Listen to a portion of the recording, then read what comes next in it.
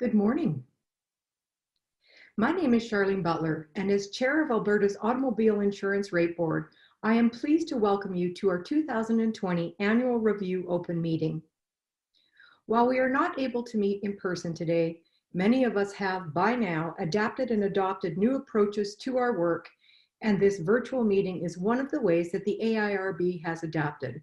In fact, if you're like me, we're probably all getting zoomed out.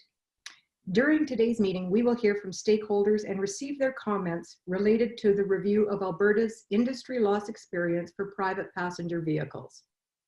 The AIRB respectfully acknowledges that our office is situated on Treaty 6 territory, traditional lands of First Nations and Métis people.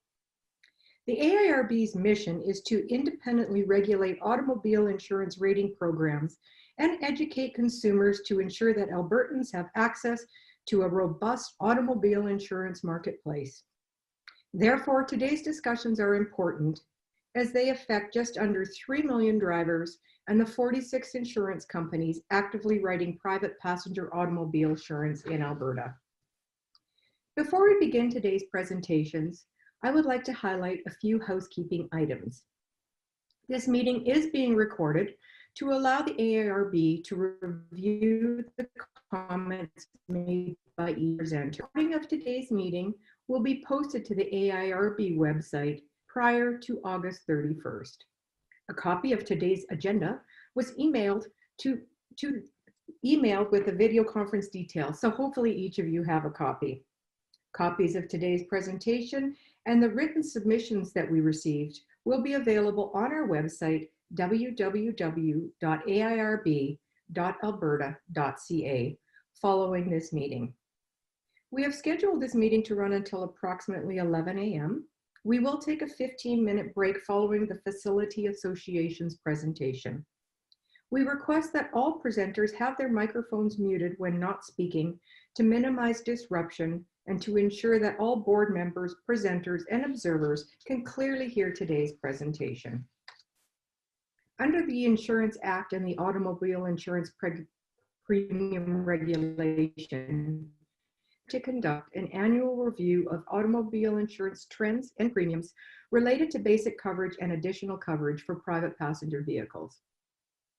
As part of this process, the AIRB is holding this open meeting to hear from stakeholders.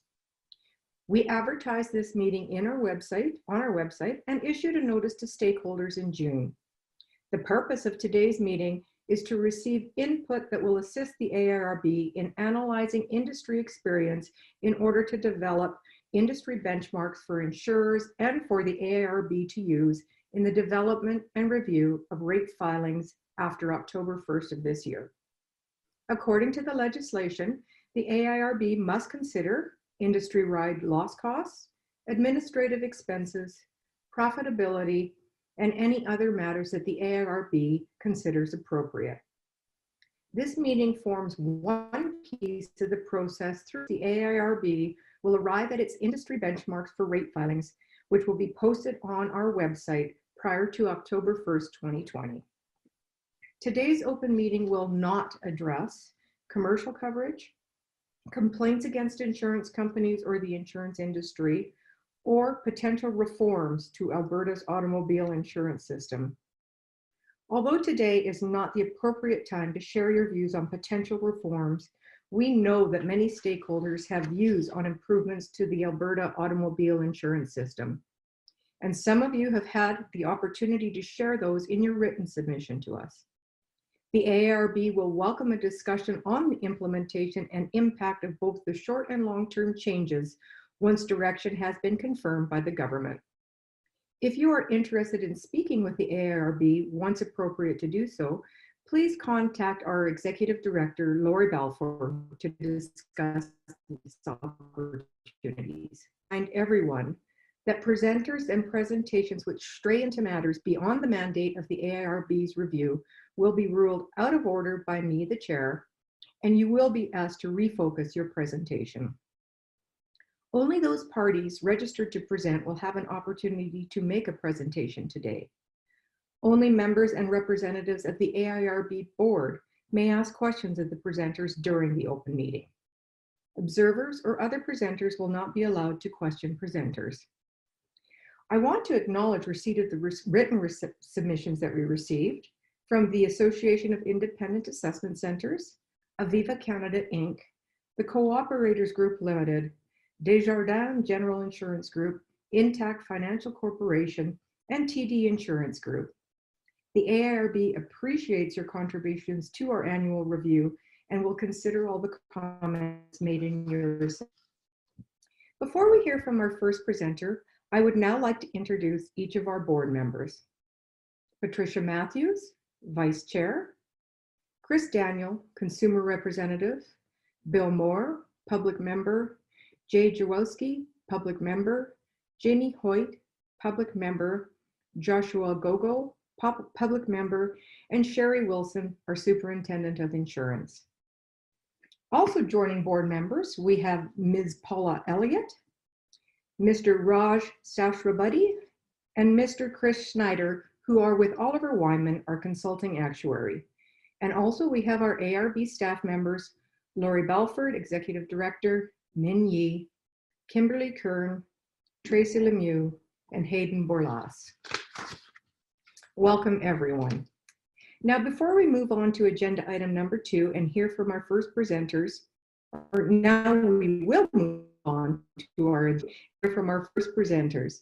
I invite Raj Sashrabadi, Mr. Snyder, and Paula Elliott of Oliver Wyman, AIRB's consulting actuaries, to present their report, Review of Industry Experience. This report was posted to our website on June 26th for review and comment by stakeholders at today's meeting. Okay, team, you have 45 minutes to present. I will be giving you a 5-minute warning. Thank you very much. Thank you. Good morning. Thank you, Charlene, and good morning to everyone. I'm Paula Elliott.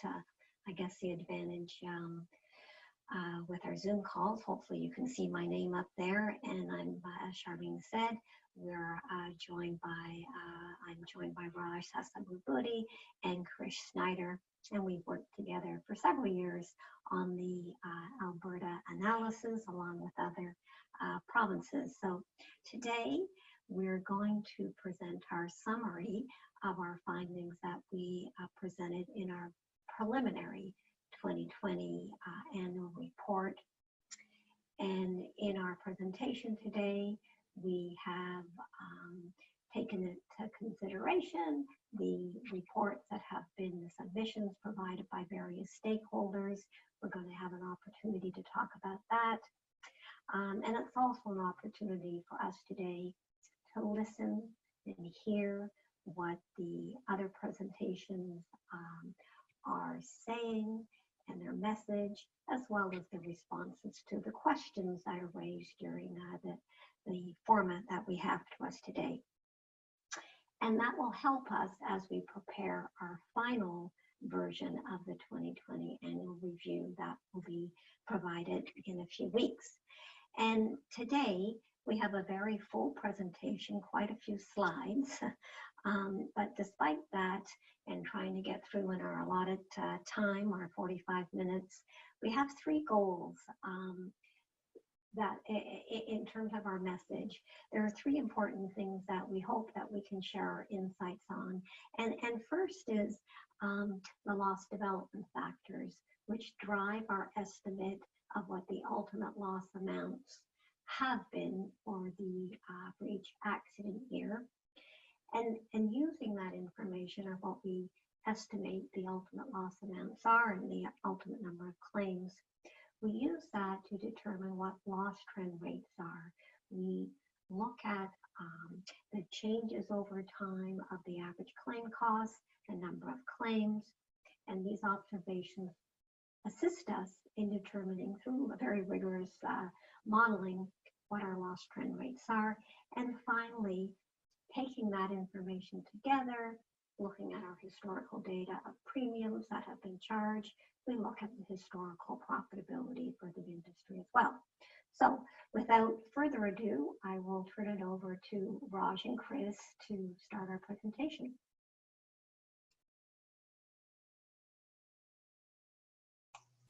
Thank you, Paula. So hopefully everyone can hear me well. again, I want to thank you for the opportunity to present this to the board. Again, our report we issued in early June, and today we plan on going through some of the findings of that report as Paula outlined. Before we do, I did want to go through just a bit of background information that we consider in terms of understanding the economic environment in which this automobile insurance, insurance experience has emerged. So the goals of the goal of our review is to support the AIRB in developing benchmarks that are used to evaluate rate filings, measure industry performance, and calculate grid rate levels. And it's important to note that our analysis is based on aggregated insurance company data, which means that individual insurers may have experience that's different than the aggregate. Today's meeting is important because we're going to hear from the various stakeholders that are in the market and have submitted comments. And these comments are quite helpful in helping us understand the causality of some of the changes in the data that we've observed. As a prime example of that, many of the submitters have commented on the shift as to fewer claims being subject to minor injury regulation. And that helps us to understand what drives some of the frequency and severity effects that we see in the data.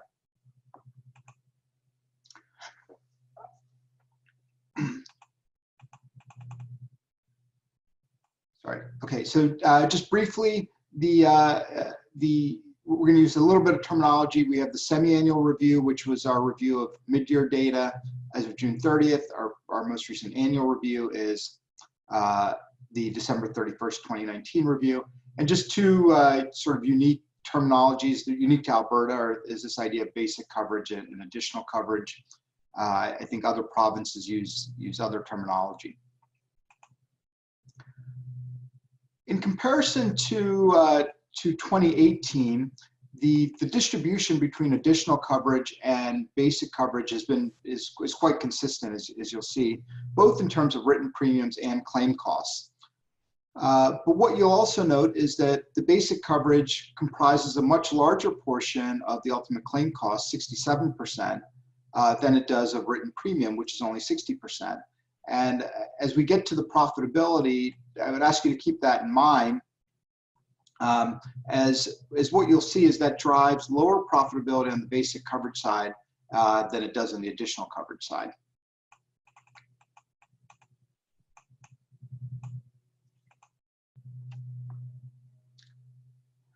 Within the basic coverages, the majority of basic coverage claim costs relate to bodily injury, and on the additional coverages, it's largely collision and comprehensive, with collision being the larger of the two.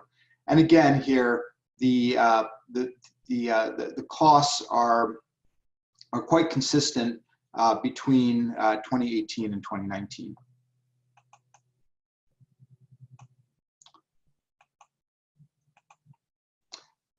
We did want to just touch on some changes in the economic environment that are important to understand as we look at the data. And obviously, as everyone realizes, we're in the middle of a pandemic, which is why we're doing this over Zoom, or at least one of the reasons we're doing it over Zoom. And that's had quite a severe economic impact in addition to the health impact, as I'm sure you understand.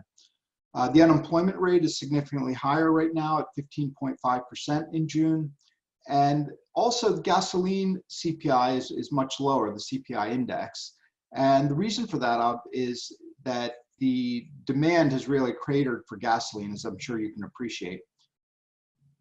While this certainly has economic or significant economic impact to Alberta, it also has an effect that is specific to automobile insurance, which is that fewer miles driven, lower demand for gasoline means that fewer miles are being driven, fewer kilometers, are being driven, and that we have, and this will of course impact claim frequency, and that's a little bit more clear, the impact on claim frequency.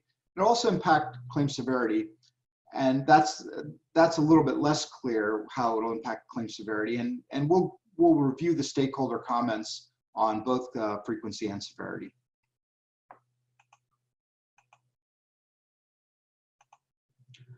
Again, here you can see the chart and the impact of the COVID-19 pandemic resulting in a spike in the unemployment rate at the very end of the graph. Again, this goes all the way back to 1976.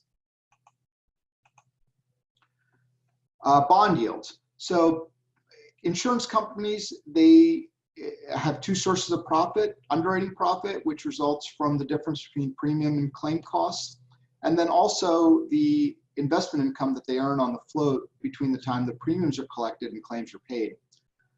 So that investment income, the underlying assets are invested in various instruments. One of those may be tied to benchmark bond yields for the Government of Canada. Again, these are government bonds. And the Government of Canada has reduced the bond rates quite significantly in an effort to prop up the economy during the pandemic. And this will likely result in lower investment income for insurers and may create some pressure for additional underwriting profit. However, it's important to note that this is really just one component of the overall investment portfolio of various insurers.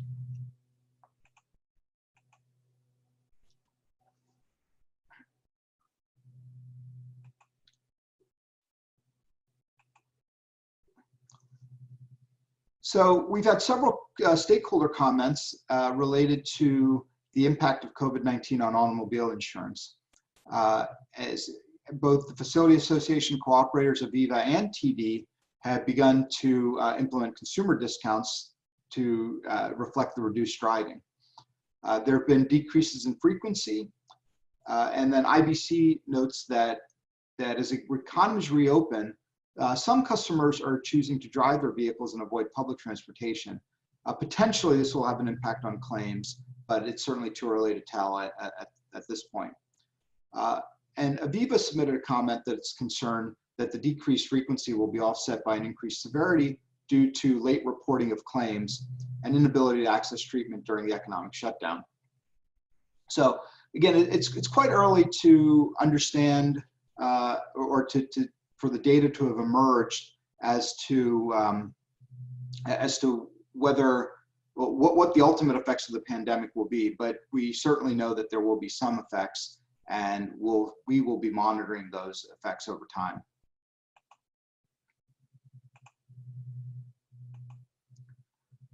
Okay, I'm going to turn the presentation over to my colleague Chris Schneider, who's going to review some of the rate filing benchmarks. All right. Hopefully everyone can hear me. Thank you, Raj, for that. As Raj said, I'm going to start with going over the rate filing benchmarks that we developed in our preliminary report. So this is just a list of the various benchmarks that we provide in that report.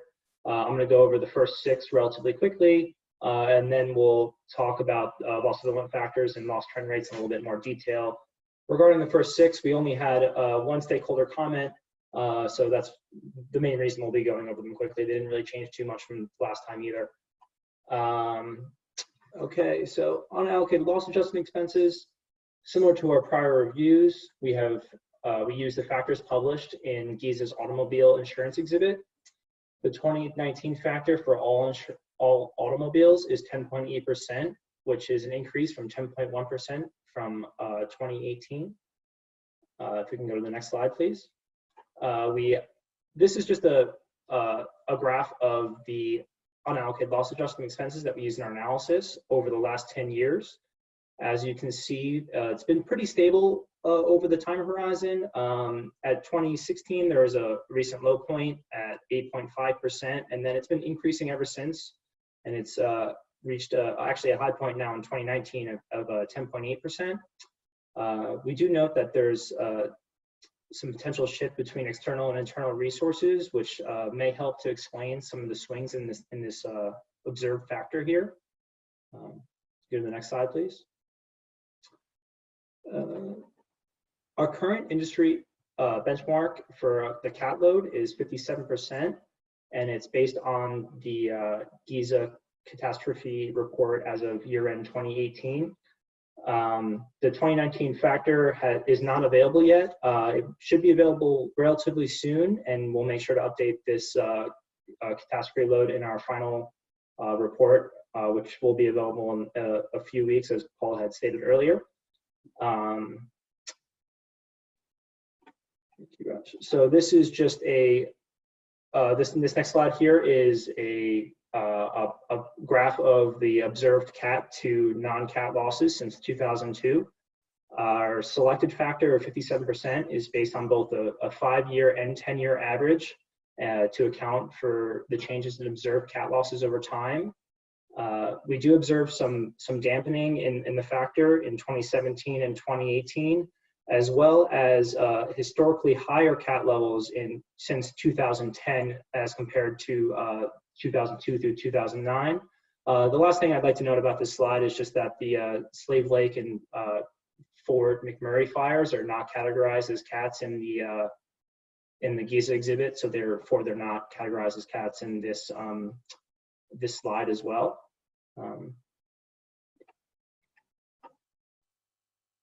We did not receive any comments disagreeing with our selected cat load. If you go to the next slide, please. Since July 2019, the board has directed insurers to use their own expected investment income rate. So we no longer provide a benchmark for investment income. This change has been pretty well received. Both FA and IBC have submitted comments in support of this change. Next slide. Consistent with the past, our health cost recovery benchmark is based on the government's 2020 assessment. That's 4.74% of third-party liability premiums most recently. So that is our recommended benchmark as of right now. Our recommended total operating expense provision is unchanged from our prior recommendation of 26.7%. That was based on Giza's 2018 expense report. Giza's 2019 expense report just came out, and the total expense ratio is about a 0.5 percentage point lower than the current benchmark. So we'll make sure to adjust that in our final report. The only stakeholder comment that we received was from IBC. IBC continues to recommend a slightly higher expense provision of 27.1%. The difference between the two ratios is that IBC calculates the provision using direct earned premiums for all components, while we use direct earned premium just for the general expense portion and written premium for all other portions of our components, as they generally vary with written premium. This is just a breakout of the administrative expenses, or the total administrative expenses, 26.7% by component for your review. And then the last thing I'll be going over for now is just the profit provision. The profit provision remains the same at 7%. It's consistent with the current board's position, and we didn't receive any stakeholder comments in relation to the profit. With that, I'll turn it back over to Raj to start reviewing the loss development factors. Thank you. Okay, thank you, Chris.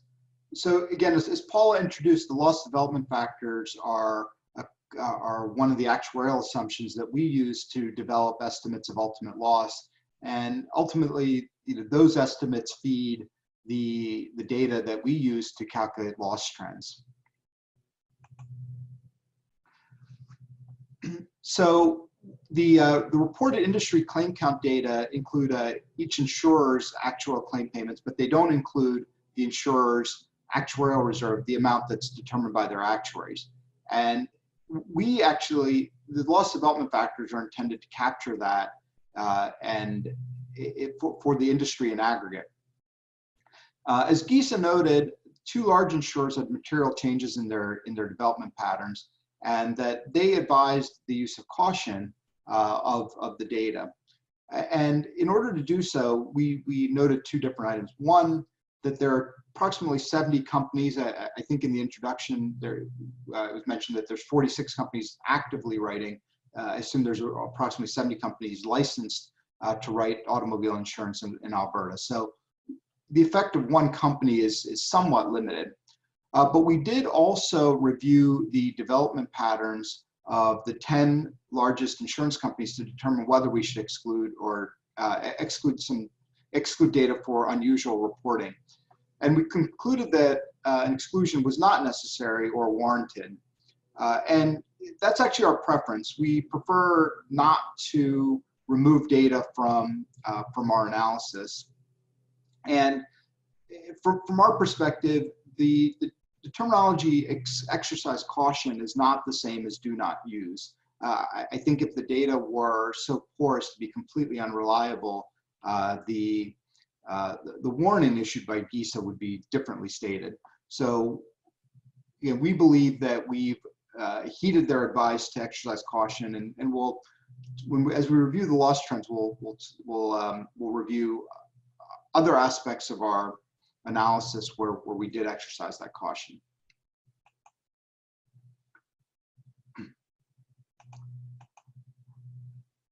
Okay, ultimate loss amounts. So the ultimate loss amounts for 2014 through 2018 are generally in line with the values from our prior report.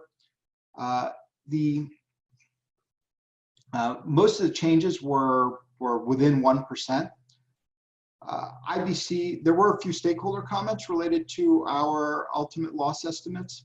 IBC commented that they have a slight difference. They're approximately, the 8% reference there is that IBC is approximately 8% higher than GISA, and they are just slightly higher than our estimates.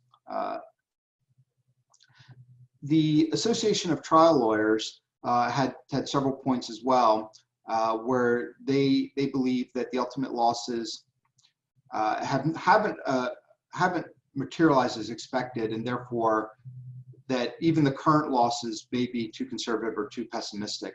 Our view on that comment is having prior redundancies doesn't necessarily imply that the current redundancies are, or I'm sorry, having prior redundancies doesn't necessarily imply that the current estimates are redundant. Contrary to the comments made by the Trial Lawyers Association, the other insurers and cooperators in particular really take a different view.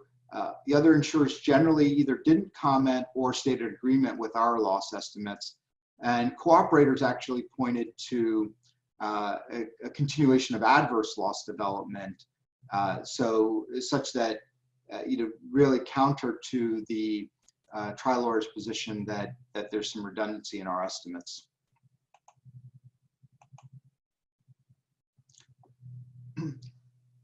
There were also specific comments related to bodily injury ultimate loss costs in the minor injury reform amendment that's included. Of course, as stated, the reform amendment is not part of the hearing today, but the stakeholder comments that I'm sorry, this is the prior minor injury reform amendment, and the general view of that is that that there was limited value and limited impact of that reform.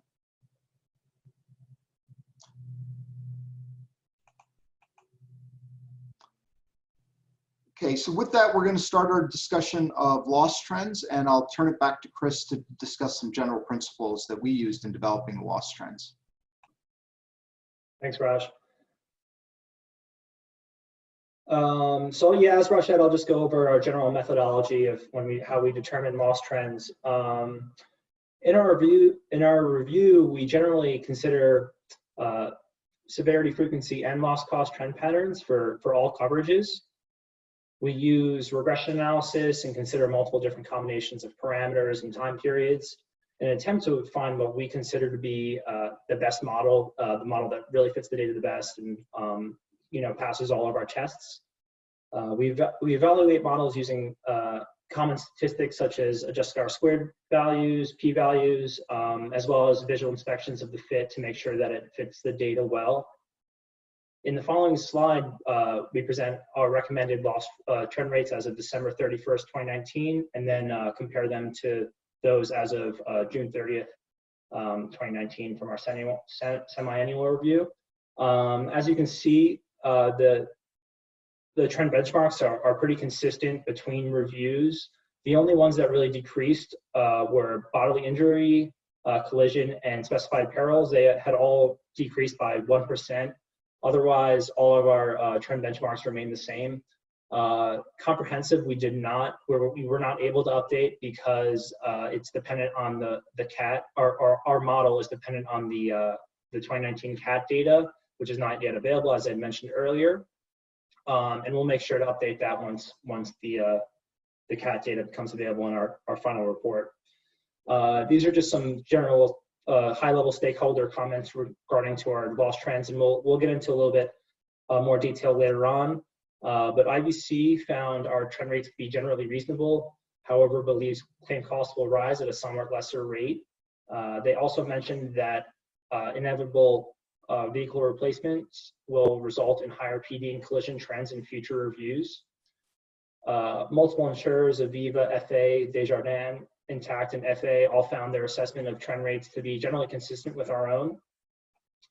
Cooperators found a slightly higher BI trend rate to be warranted based on their internal data.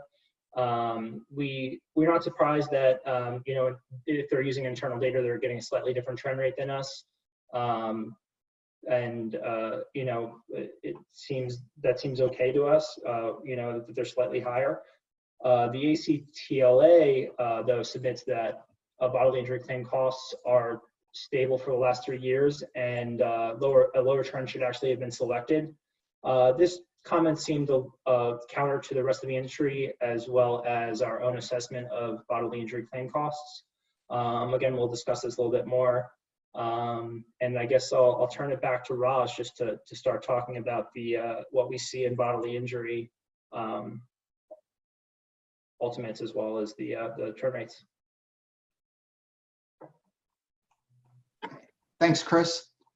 Okay, so now we're going to review our trend indications by coverage. We're spending a little bit more time on bodily injury, since that is the subject of many more insurer comments, and it's, again, as we pointed out earlier on, it's the largest component within the basic coverage category. In this slide 31, we present the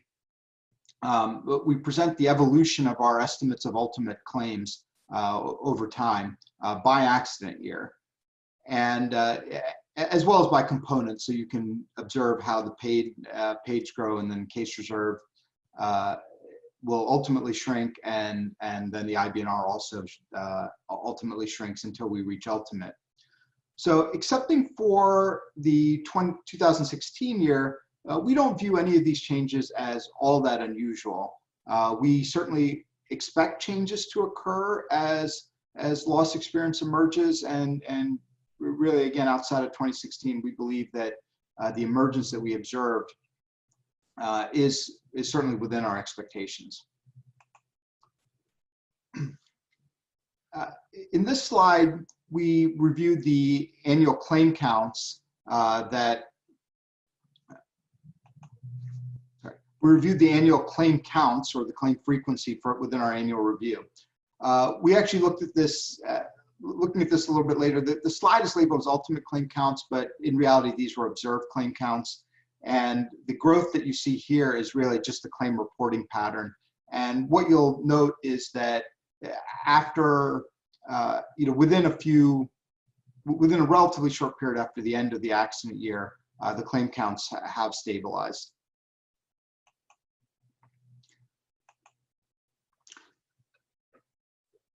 For each of the coverages, we're going to review a chart which presents the frequency, severity, and loss cost statistics that we see and that we used in evaluating trend rate.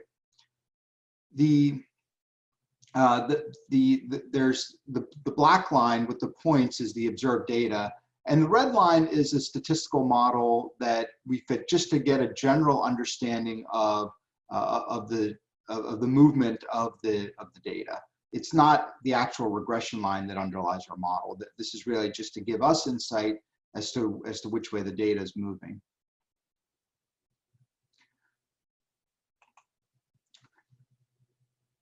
we wanted to address, I guess, we wanted to address the comment from the Trial Lawyers Association of recent stability in the loss data. So what we see here is that that severity continues to increase, and severity continues to increase. But what's happened is that there's been a recent slight decline in frequency, which is what's causing the stability in the loss costs.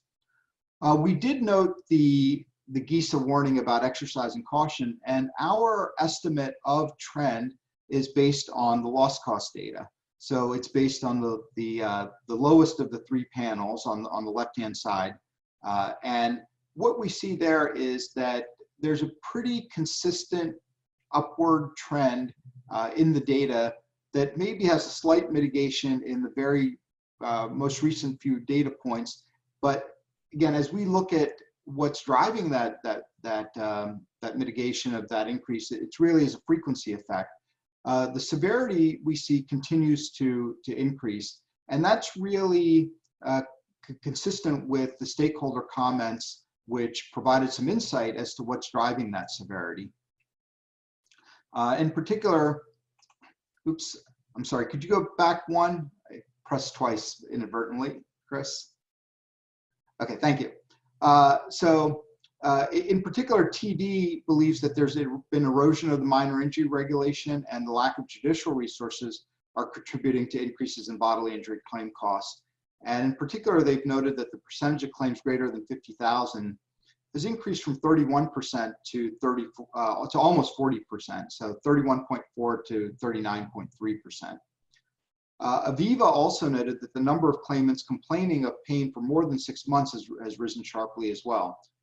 In 2013, Aviva closed 80% of its claims as minor injury, but this percentage has declined to 66% since 2019. I'm sorry, in 2019. So again, we find that those the stakeholder comments are really quite consistent with what we're seeing in the data, that severity continues to rise, and the underlying rationale that the stakeholders have provided is really consistent with the data that we see. But we do also observe that there's been a slight moderation of frequency, which is creating just a small moderation of the loss costs. Okay, I'll turn it over to Chris to review property damage. Okay, so we have a very similar slide for property damage as we saw earlier for bodily injury. But we see that the ultimates are not subject to so much change compared to bodily injury. There's not as much uncertainty. It's generally just because it's a short tail coverage.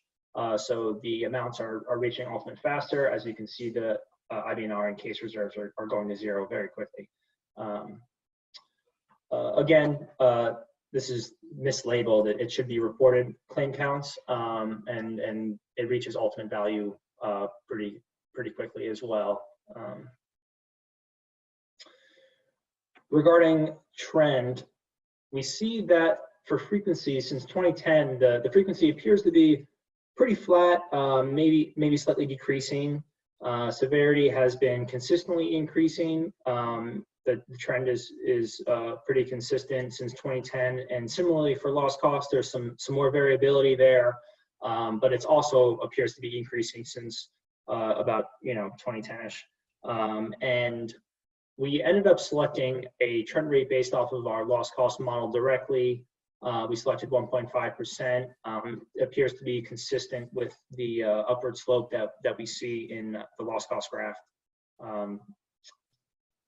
And that's really it. We didn't have any stakeholder comments, so I'll turn it back to Raj for AB. So again, for accident benefits, again, a very similar chart, and we see relatively high levels of predictability or in the ultimate loss amounts, meaning that we're not seeing significant changes. As Chris noted, with property damage, also certainly as compared to bodily injury, the IBNR component is a much smaller piece of the ultimate loss estimates than it is for bodily injury. Again, here is the change in ultimate counts. This is really reported, but again, the same phenomenon where they're relatively flat and you know, after a fairly short period. Okay, so both the accident benefits claim severity has increased substantially over the past 5 years. I think you'll see that in the chart, in the middle chart that's on the screen right now. What we observed through our statistical tests is that the adjusted R-squared values for frequency were sort of generally low, meaning that the models didn't explain much of the movement that you see in the frequency data, particularly on the right-hand side. It's really just a function of volatility combined with the fact that the data is generally flat. So you have volatility around the flat line, and so the model really doesn't explain too much of the movement, which is again relatively minimal. On severity, however, we do note that there's a consistent upward trend, and because the frequency fits were not quite as good, we elected to focus on the loss cost fits, the loss cost trend rates directly. And what we saw there was that the models beginning in 2010 and 12 really had trend rates that that range from between 7.5% to 8.5%, and had a high explanatory value in the R-squared test. So that was really our focus, and the basis of our trend rate is reviewing that experience in the starting with 2010, 2011. That's really where you'll note that the upward slope of the line starts taking hold in the data, and that's the basis of our trend rate. Our final selected trend rate is 8.5%, and again, that's the same as our prior selection. Stakeholder comments on our accident benefits trend rates. Again, Aviva mentioned several factors that are really driving the accident benefits trend, the higher rates. They relate to the medical rehabilitation costs, which are increasing significantly, the percentage of claimants that are receiving treatment outside of the treatment protocol or in excess of the treatment protocol, and that the view of their independent medical examiners. There's also an issue with vision therapy for concussion claimants. So again, this helps us understand some of the factors that are driving those high trend rates. TD and Desjardins both essentially concurred with the Oliver Wyman trend rates that I'm sorry, with the trend rates that we're proposing.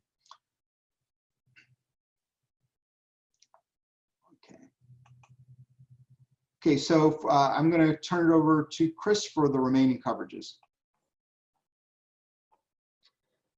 All right, thanks, Raj. So for collision, we observed that for collision frequency since 2010, again, the frequency has been relatively flat. You can tell, you know, it decreased a little bit in 2012, but then there's just some volatility, a lot of volatility. It's a little difficult, makes it a little difficult to fit, but there's no real trend that we're able to fit over the long term that gave us significant p-values or good adjusted R-squared values, or so really weren't able to fit it too well. We ended up selecting a frequency trend of 0% just based on the fact that we were not able to discern a trend rate from the graph or from our models. Severity has been increasing fairly consistently since 2010, but then at 2016 it appears to have leveled off slightly. Loss cost was also pretty difficult to fit, mostly because of the variability that was observed in frequency carries over to loss cost. And we weren't able to really get good models, so we ended up selecting based off of frequency and severity separately. ended up selecting a 1.5% severity trend rate which yields a 1.5% loss cost trend rate with the frequency trend rate of 0%. So the only stakeholder comment that we received was from Desjardins, which was very similar to IBC's earlier comment, that the vehicle repair cost inflation is likely to occur in the next few years in Alberta, which will likely drive an increase to the collision trend rate in the future. So it's something to keep in mind for the future. Okay, for comprehensive, we were not, as I mentioned earlier, the comprehensive was not, we weren't able to update the comprehensive trend rate because it's dependent on our CAT model. We see a lot of volatility in frequency and severity, loss cost, because of the CAT experience is included in comprehensive. So we'll make sure to update our models once the new CAT data comes available. We're currently at 6.5% for our loss cost trend rate on comprehensive. One thing that we did note was on comprehensive theft. The increase that we've been seeing, the very sharp increase in frequency between 2014 and 2018 has been leveling off a little bit. So based on that, we're expecting a possible decrease in our comprehensive trend rate, just depending on how things turn out once we have the CAT data available to us. For all perils, there's a lot of, as you can see in the graph, there's a lot of volatility in the frequency, severity, and loss cost graphs. It's very difficult, making it very difficult to fit independent frequency and severity models. We ended up selecting a 4% loss cost trend rate based off of the loss cost data directly, fit to a longer term trend period to increase credibility of our implied trend rates. We didn't receive any stakeholder comments or anything like that. For specified perils, very similar story to all perils. There's a lot of volatility due to the limited claims experience, and we ended up selecting direct loss cost models over long-term periods, yielding a 6% trend rate for specified perils. Again, underinsured motorists is a very similar story.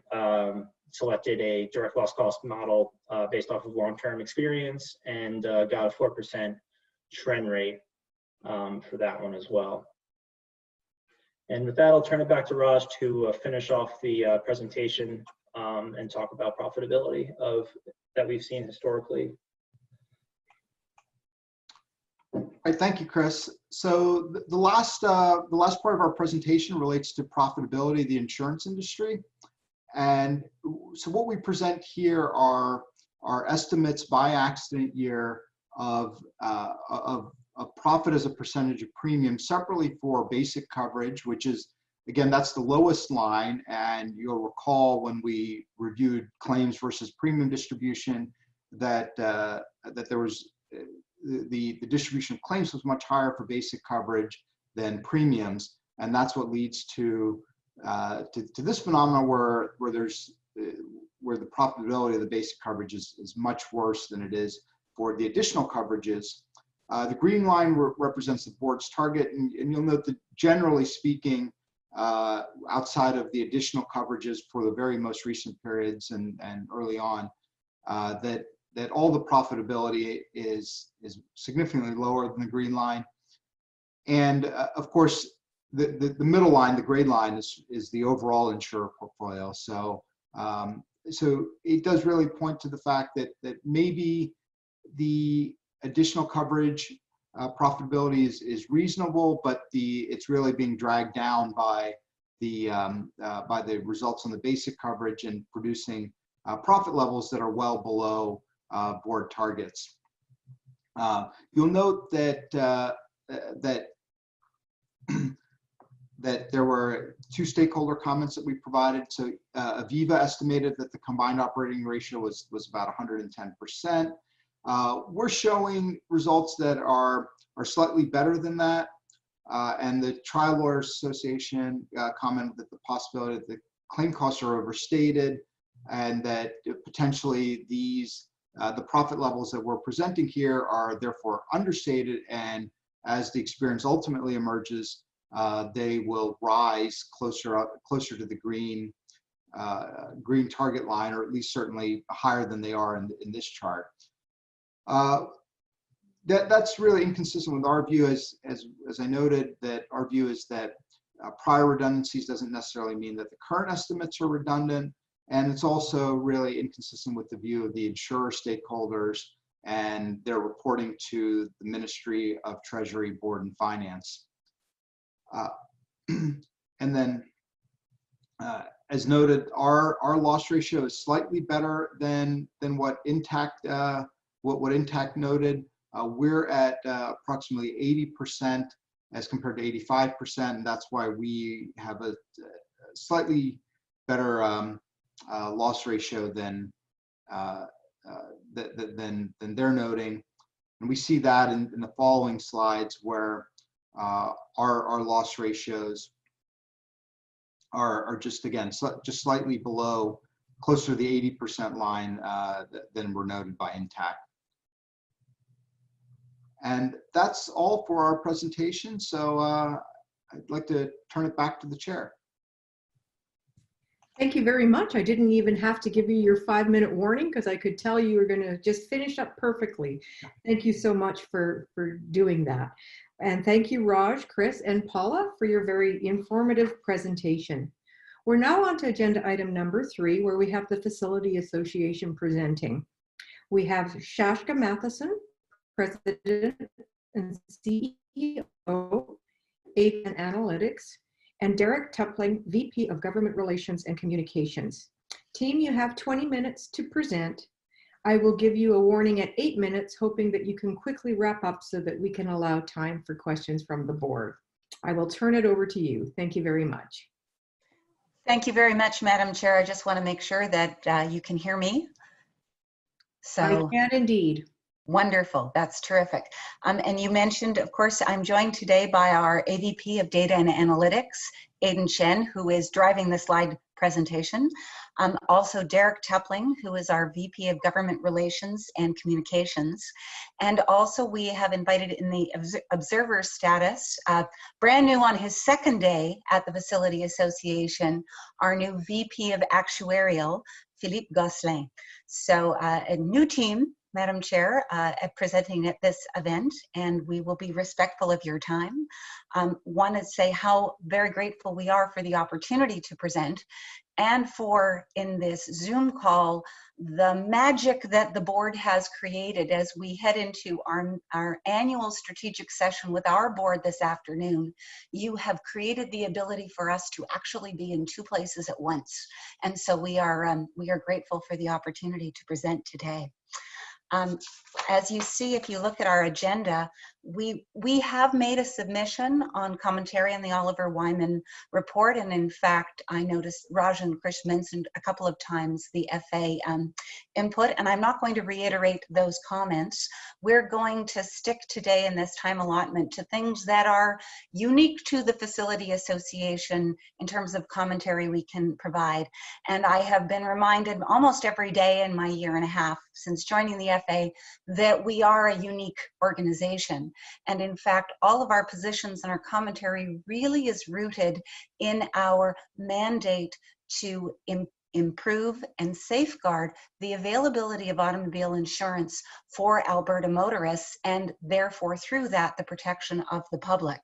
So I'm going to be talking today about the risk share pools, their size, the market availability, and some very interesting developments that we are seeing as a result of the pandemic and the economic realities that surround it. The impact directly that we're seeing in the pandemic, particularly on the farm, and what I'm sure the board knows is our very regular appeal from our position for a need of a range of reasonable parameters in rate filings. The more latitude companies have to put their shareholders' capital at risk in a way that fits with their understanding of what the future is going to be, the better availability of the market is safeguarded from our perception. If you look at the next slide, and the chart we put together from the private passenger perspective, I always like to see the markets together because then you can see the impact overall.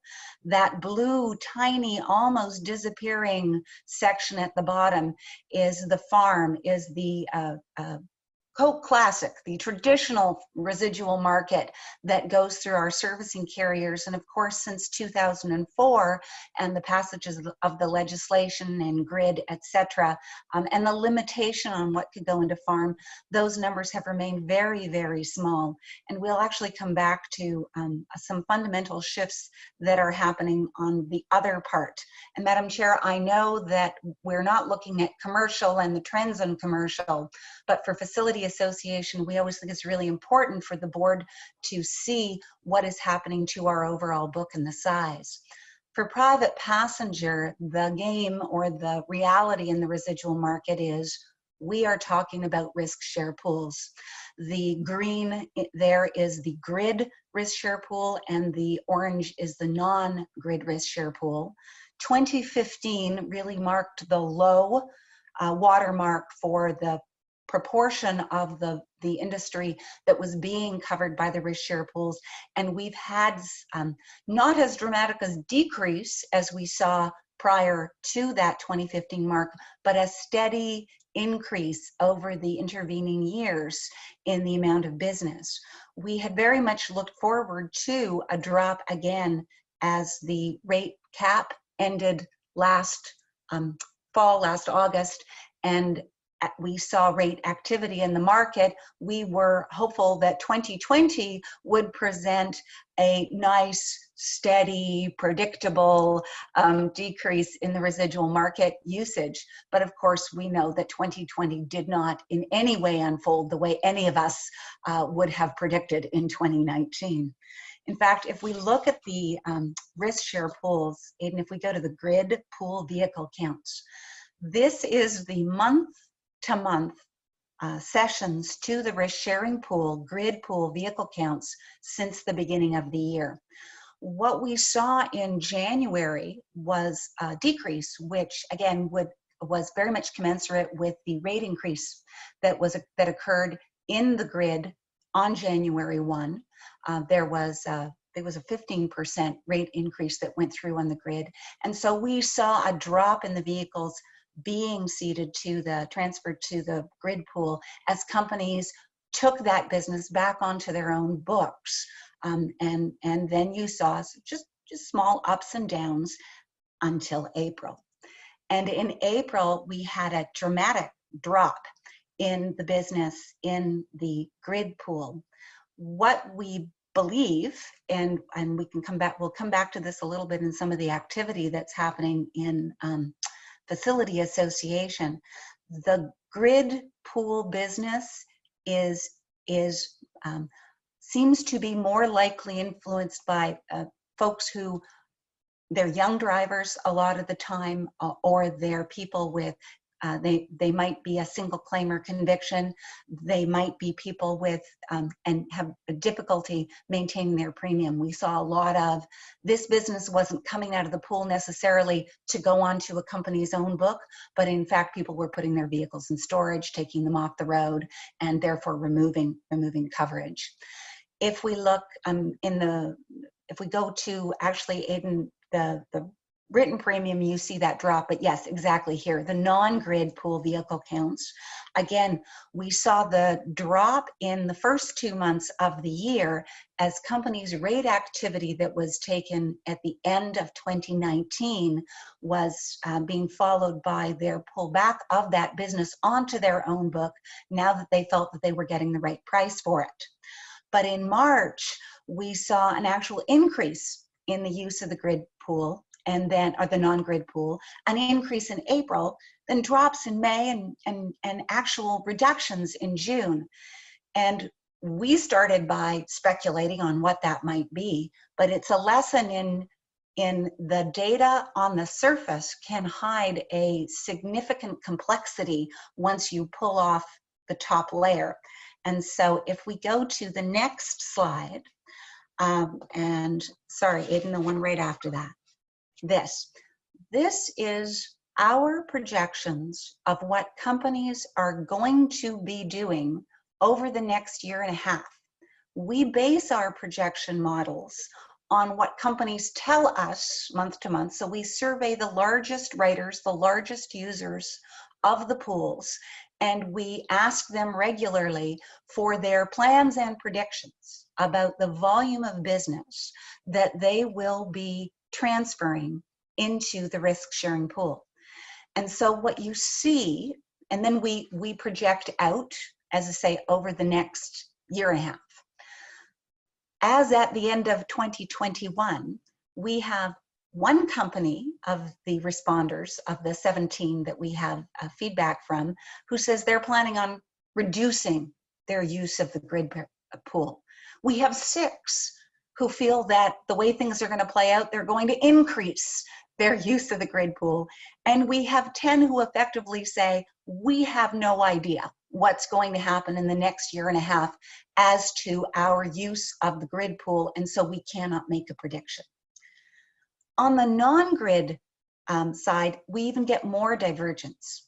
We get 5 companies who say, we think we're going to use the non-grid pool less and significantly less than what we're using it now.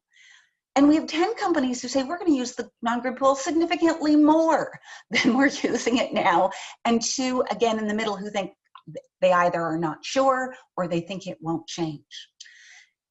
In other circumstances, in other markets, you would look at this data and conclude this is the sign of a healthy competitive market where companies are making different predictions and are at different places with their book of business.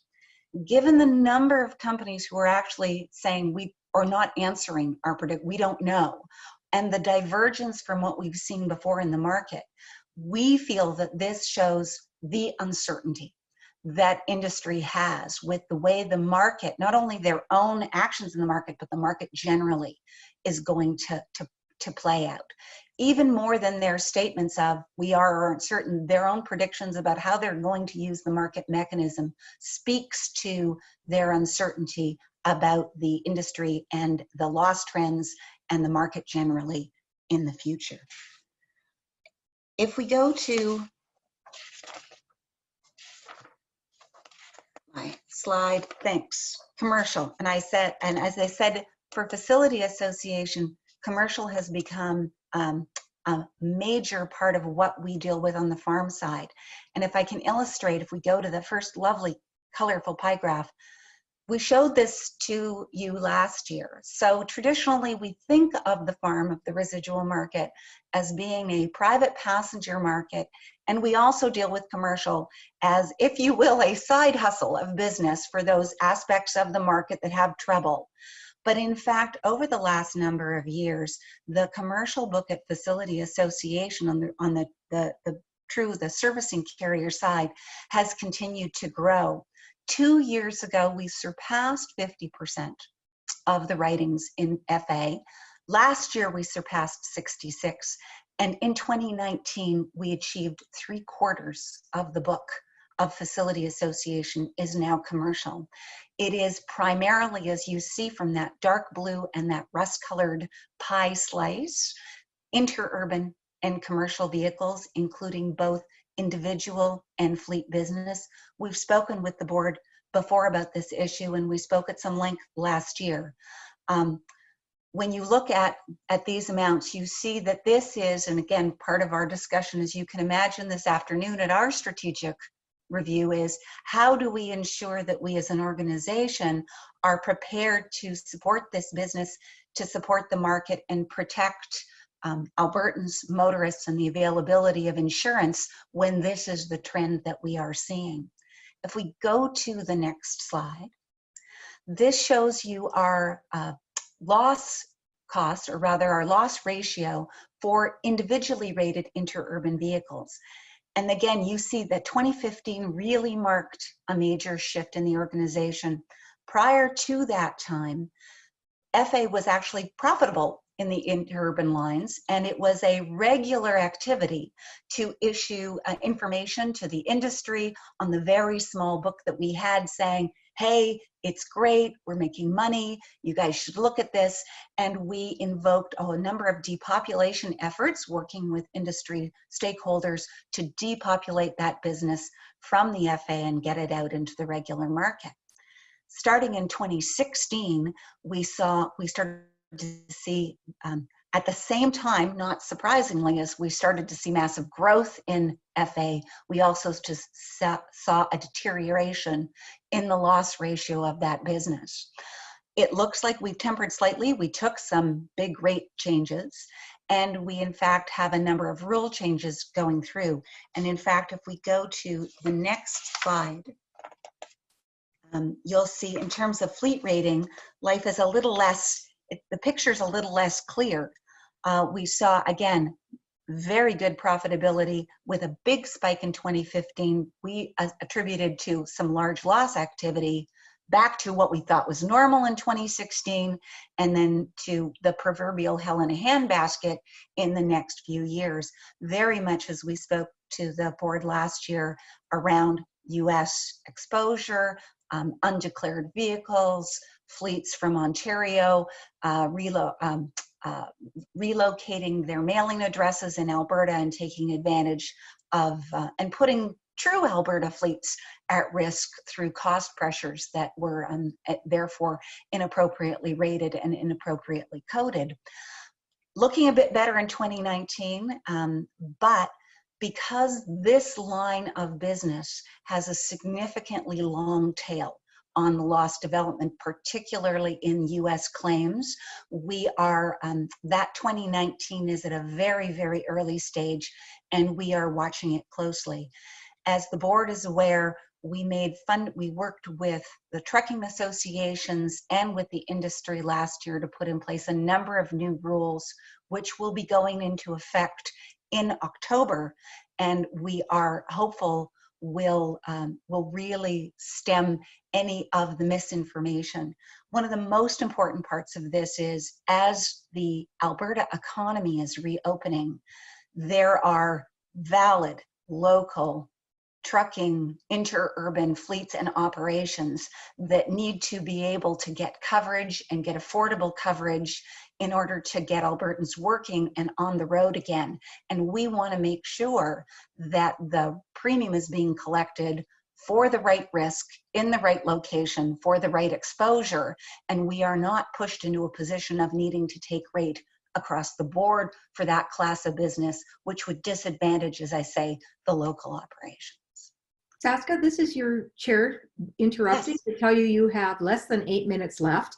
And I know we have a question or two from the board, so if you could just zip along quickly, I would appreciate it. Thank you. Absolutely, Madam Chair, and that works perfectly with my timeline on what's left. We just wanted to touch briefly on the actions that we've taken with regard to the pandemic.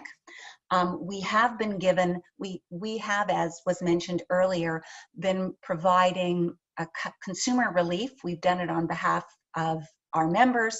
On the farm side, as you see here, we were able to go back through the records and find that during the month of March, April, and May, we had processed a series of endorsements reducing coverage and reducing vehicles to the tune of about $4.5 million on the individually rated side of the organization and about $1.8 million on the fleet rated side of the organization. What I wanted to stress here is we are taking action on the farm side, on the residual market side, but perhaps more importantly, we are monitoring and making changes on the risk share pool side.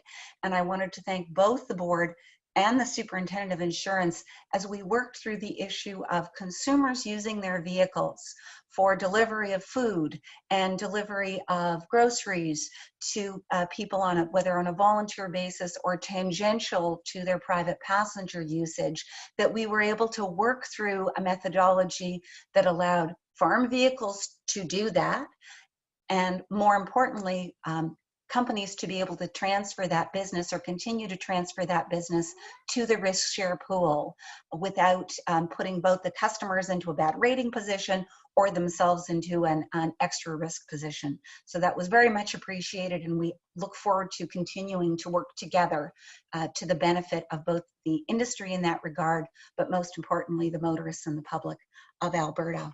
So I would close, Madam Chair, by as I say, making the pitch that at FA we always do, which is we have to remind ourselves that when we are making rates, we are predicting the future, and therefore it is uncertain, sometimes more uncertain than others, as we have learned in the last 6 months.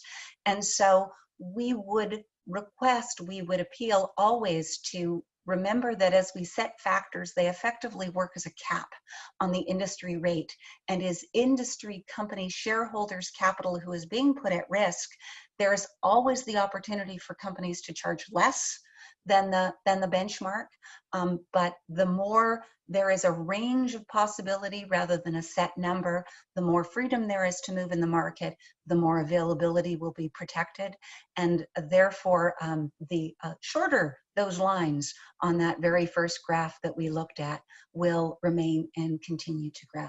Thank you, Madam Chair. We're prepared to take questions. Thank you very much. Thanks, Saska, and thanks, Aidan and Derek, for being on deck there. I believe we have a question from board member Patricia Matthews. Thank you, and we're going to see if my microphone actually works this time. I can hear, yes. Can you hear me all right? Absolutely. Excellent, thank you. Thank you for your presentation, Ms. Matheson. You had talked just recently about pandemics and the impacts of what the pandemic has had on the Facility Association. Would you agree that there's significant uncertainty on product reform prior to COVID, and that the pandemic has added additional uncertainty for insurers and therefore to the Facility Association and risk sharing mechanisms? Absolutely. I think that we can agree that the pandemic and the economic consequences around the pandemic have added a whole additional layer of uncertainty.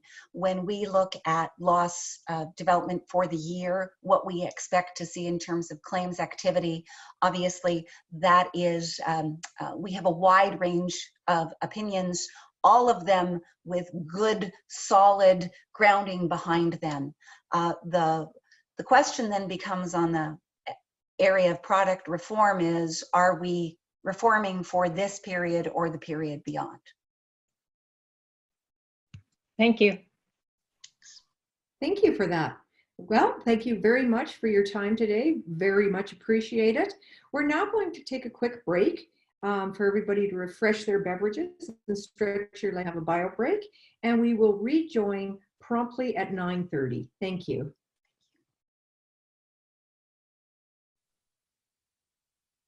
Good morning again, and welcome back those of you who are returning, and welcome to anyone new who may have joined us during the break. We are on agenda item number 4, the Insurance Bureau of Canada's presentation. Joining us to present today are Celeste Power, Vice President for Western Canada, and Trevor Foster, Manager Policy. I will turn it over to you, team. You will have 20 minutes to present and give you an 8-minute warning to allow time for questions. Thank you.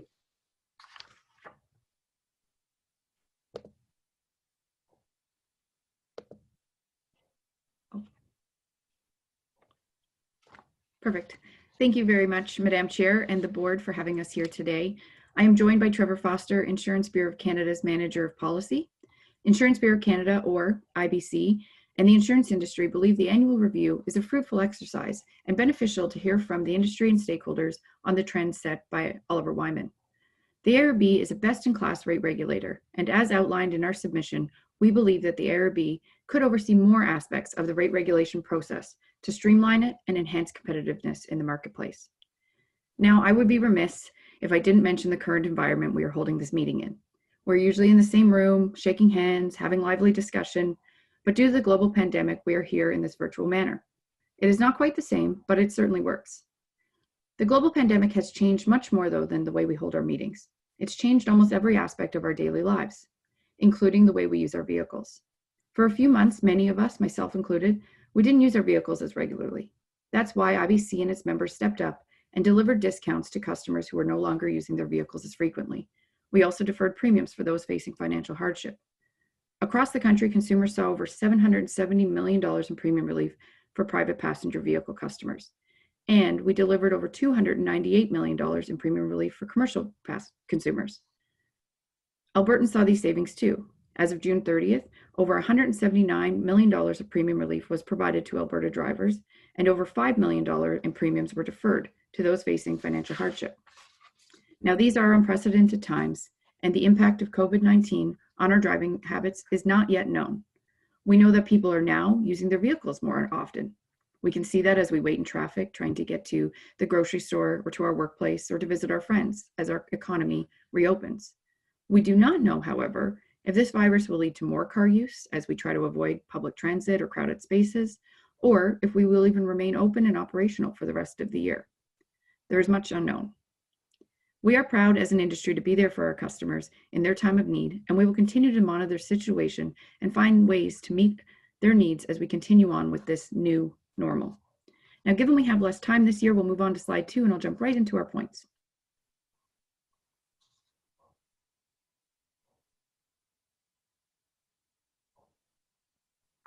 Trevor, slide 2.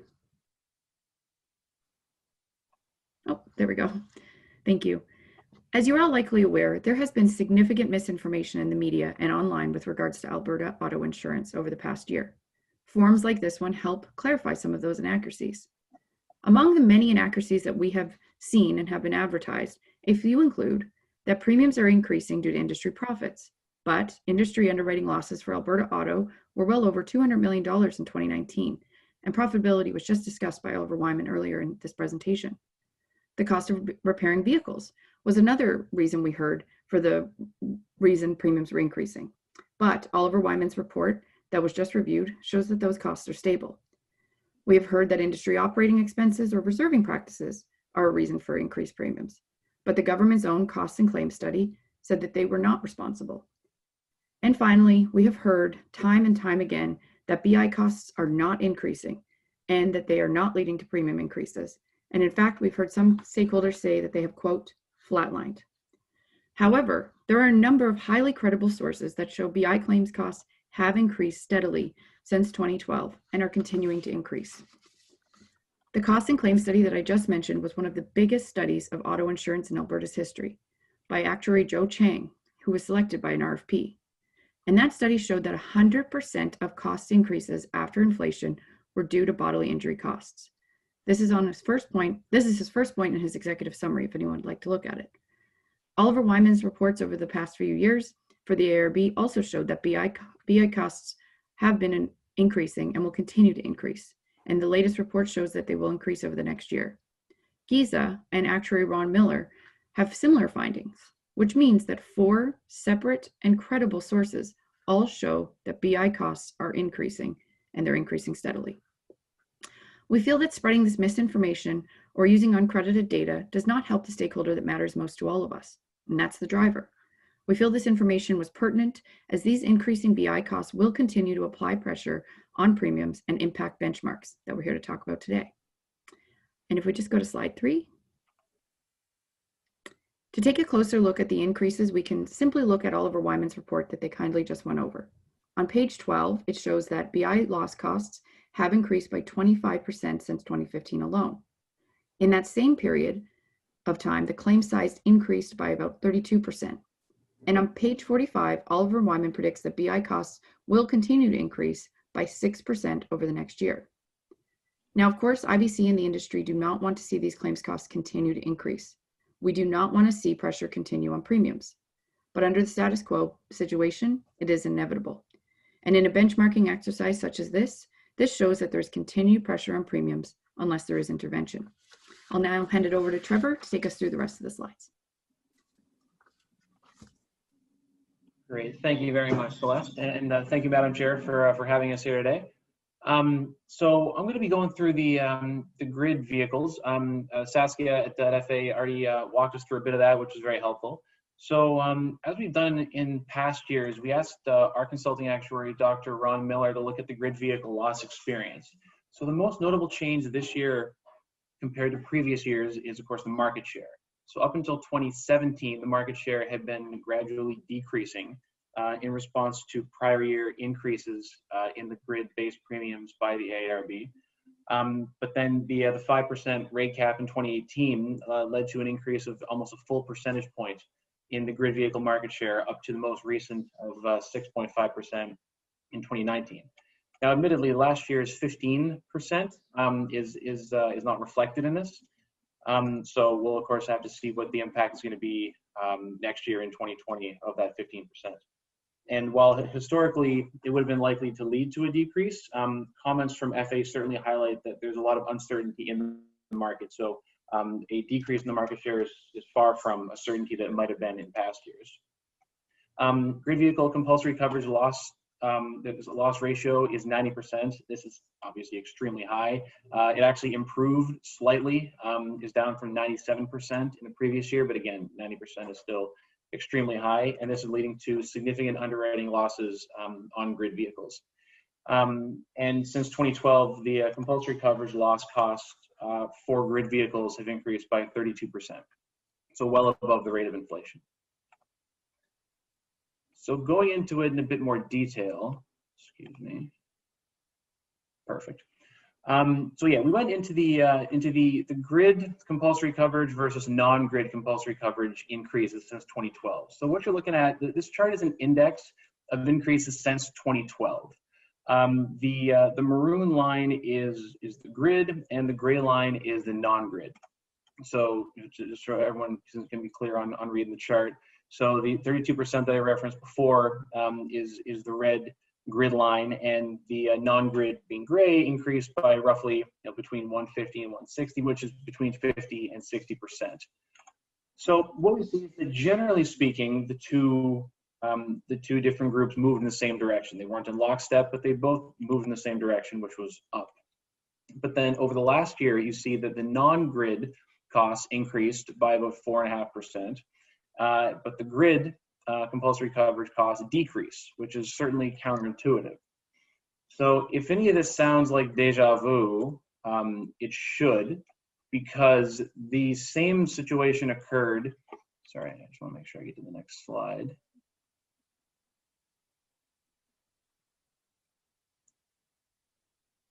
Sorry, Chris, I've clicked a few times now and it's not, there we go. Sorry, Chris, could you actually go back one slide? There's a bit of a delay. I want to be on grid vehicles 3 of 4. Perfect, thank you very much.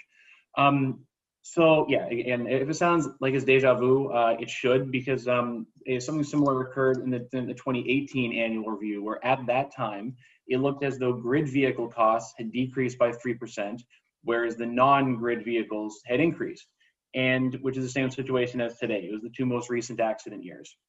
Now, at that time, we cautioned that due to the very small number of grid vehicle BI claims, which, as Oliver Wyman outlined earlier, BI, of course, is the largest component of compulsory coverage, is that due to the very small number of grid vehicle BI claims and the low level of claims development at the 6 and 12-month level, that the numbers were just very undeveloped, and that no one should take this to be a change in trend. So sure enough, as subsequent claims development showed, is that actually between 2016 and 17, those costs went up by 10%, as opposed to the initial estimate of going down by 3%, which was a swing of roughly 12 to 13%. So it looks similar this year. So even though it looks as though the grid loss costs, compulsory coverage loss costs, might still be decreasing, these numbers are very preliminary just due to the very small sample size, and we don't think should indicate a change in trend.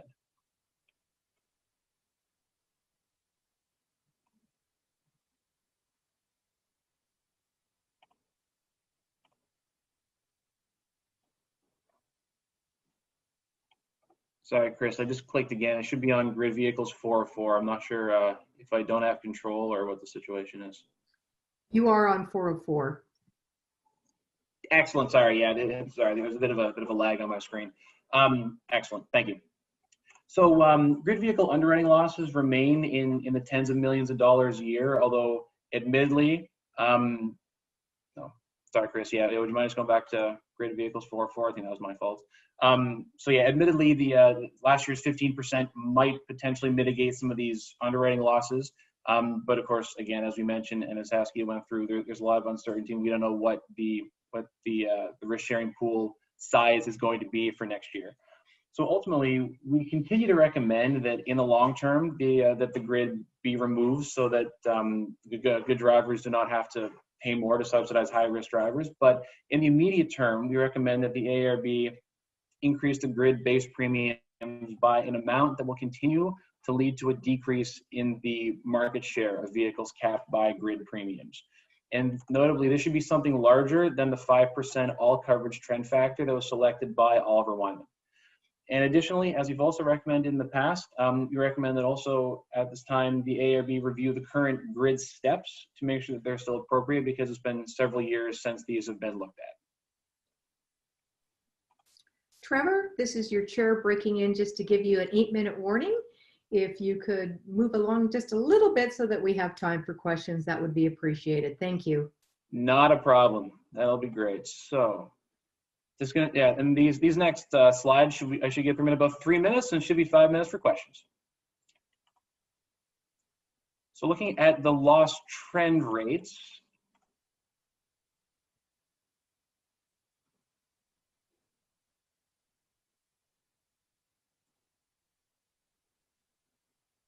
sorry, Chris, can you go to loss trend factors 1 of 2? Thank you, perfect, yeah.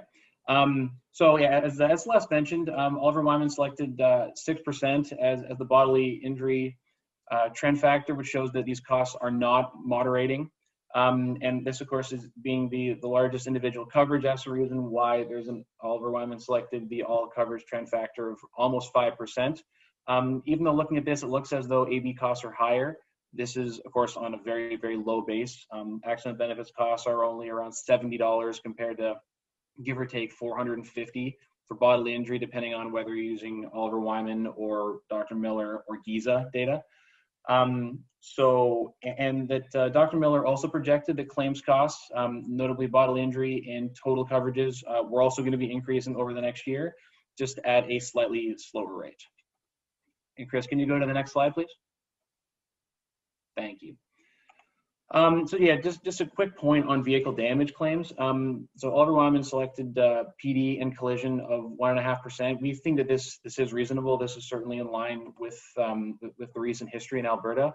But we just want to raise this point for the AIRB's attention, is that we think that this, in the not too distant future, is going to start increasing.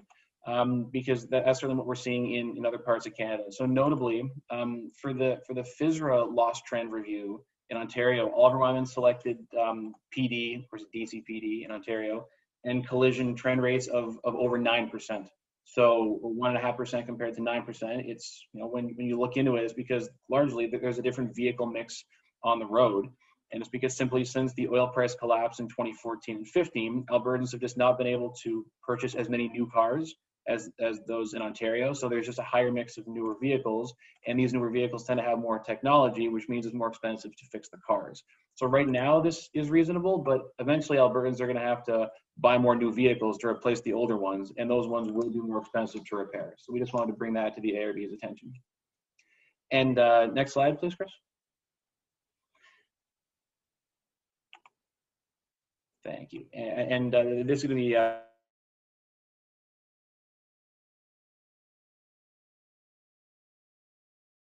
is reasonable.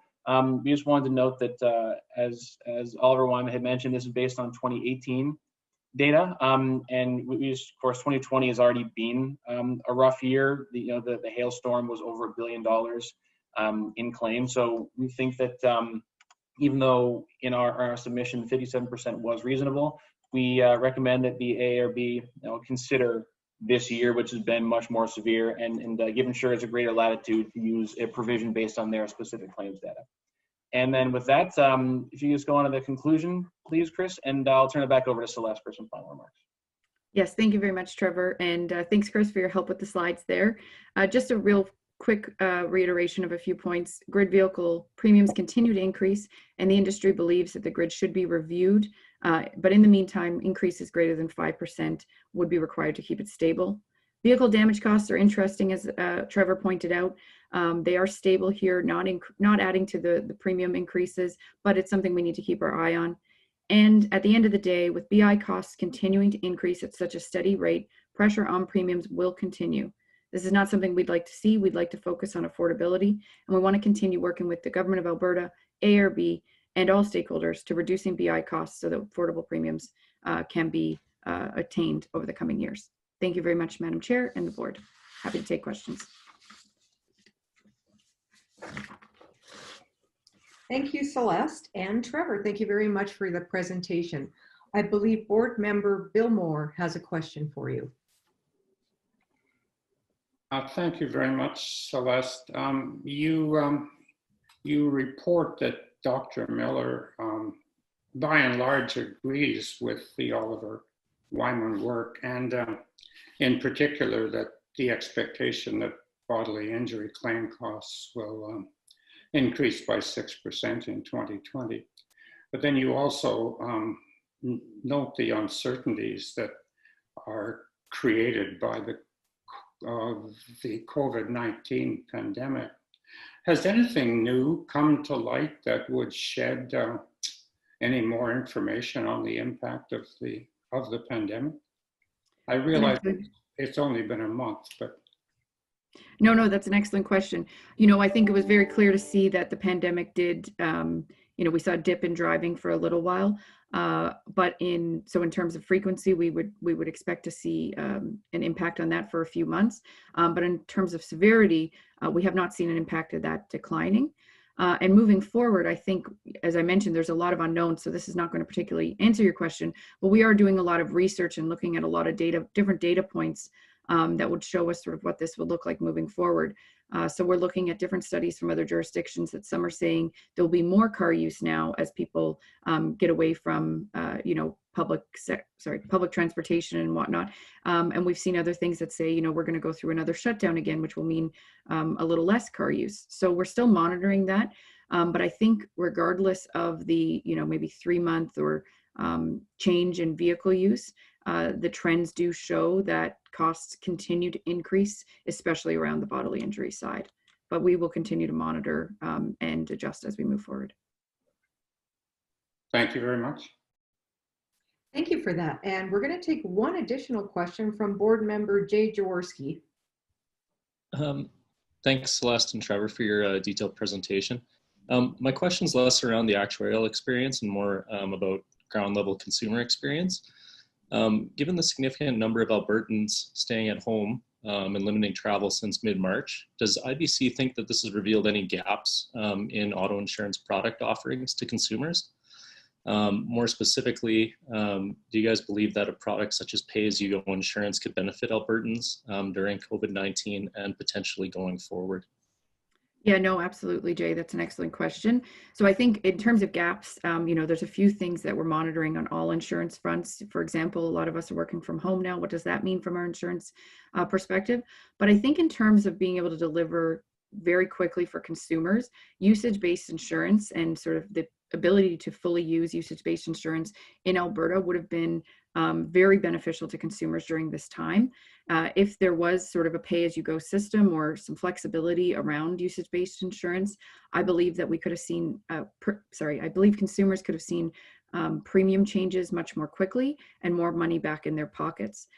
So if we just think about it from a very simple pay-as-you-go model, say like a Metro Mile in the US, my driving went from, you know, every day, you know, multiple times a day to once a week, preferably even once every 2 weeks.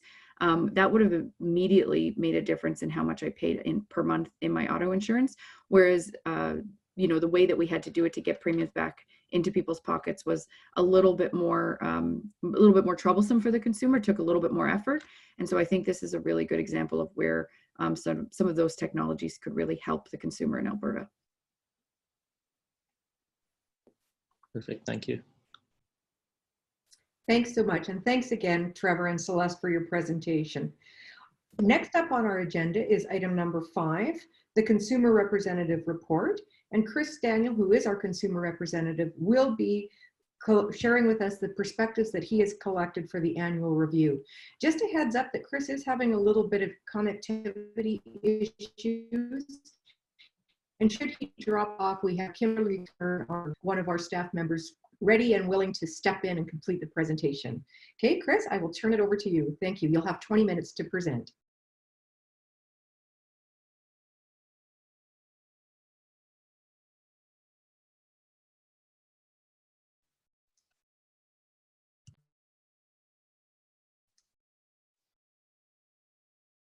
Hello, can you hear me? We can indeed, Chris. Okay, great, thank you. Okay, good morning all, and I'm sorry if I do drop off. It's not that I'm at the end of my term, but I'm just having internet problems. But first of all, as my last duty, I would like to acknowledge the staff of AIRB who have been provided unwavering support to the board and to myself over the last 9 years. The board has transited a long way since my appointment in 2011, and their achievements and dedication and leadership have been outstanding. So thank you all. As you know, the position of the consumer representative is to indicate and to have a position on the board to identify the consumer issues in the process of the review process. As a voting board member appointed by the Minister of Finance, focusing on the impact of board decisions that affect the motoring public. First appointed to the role in 2014, and I've been a member since 2011. Okay. In order. Sorry, I can't forward the slides. I'm clicking on my mouse, but they're not forwarding. Okay. Oh yeah, see now I went all the way back. There's a really long delay. So if you can just Long put us delay, back okay. to... Kimberly, I'm on slide 3. Thank you. Okay, thank you. Next one. There we go, thank you. Okay, in order to meet the expectations of the consumers, the AIRB has established 4 guiding principles: accessibility, affordability, and stability, and customer service. So if we deal with affordability, premiums should be equitable and accurately aligned with the risk profile of the driver and the cost to provide the coverage. Stability, consumers should not experience significant increases in insurance premiums unless changes have occurred in their risk profile, such as claims or convictions, etc. Accessibility, insurance should be available to all drivers regardless of their risk profile. And consumers should be have varying options of insurers and coverages to meet their specific needs. Insurers should provide coverage to all drivers without placing obstacles within the purchase process. And lastly, on customer service, insurance professionals should provide well-educated, trained, and insurance individuals in order to assist consumers in understanding their coverage needs, changes to their premiums, and ensuring they are adequately insured. Automobile insurance is mandatory for the motoring public, but driving is not only a privilege, but necessity for many.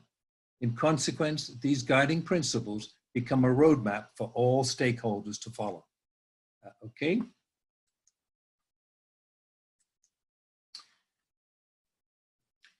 So in 2019 survey, connecting with consumers. So prior to 2019, data was primarily collected through telephone surveys, supplemented by small focus groups and individual telephone interviews. This year's surveys did not include focus groups, but were substituted by online panel survey. This panel survey, marketed via Facebook, which received 835 respondents. It also connected by telephone, which we received 120 respondents. Just to give you some perspective on how many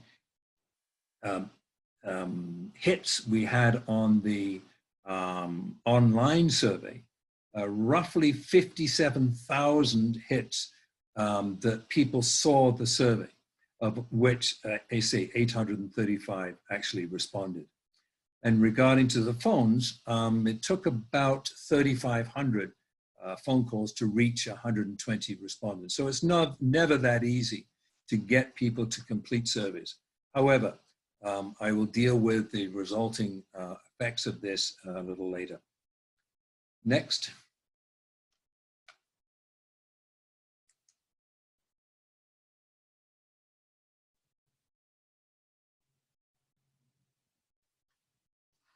So the surveys, there were a total of 25 questions, of which 12 were core questions with sub-questions. As you can see on the graph, the gender was split 50-50 between male and female. Many of the questions are repetitive from previous years and are used to provide comparative analysis. Additional questions are added each year and are designed to obtain customer opinions on, or consumer opinions on relevant topics directly or indirectly affecting their insurance premiums, such as the use of cannabis and driving and distracted driving. The telephone survey captures a different demographic that are also respond to online surveys. Monitored demographics include gender, age, and years of driving experience. Y Station ensured that the results were statistically for location and accurate, 30 for each location of Edmonton, Calgary, and other cities within the province. Thank you. Next. This, we've gone, could we go one back, please, Kimberly? Thank you. This particular graph, I think, is representative of how the motoring public really feel about their insurance premiums. You'll see that the graph extends from 2016 to 2020. And the question was, your vehicle insurance premiums are fair and reasonable and reflect your driving habits and the type of vehicle driven. And as you can see, from 2016, we have a dramatic decrease in the response for they feel that their premiums are fair and reasonable. The graph is a key indicator, or a barometer, as you might say, of how the motoring public view their automobile insurance premiums. The message here is loud and clear. Next slide, please.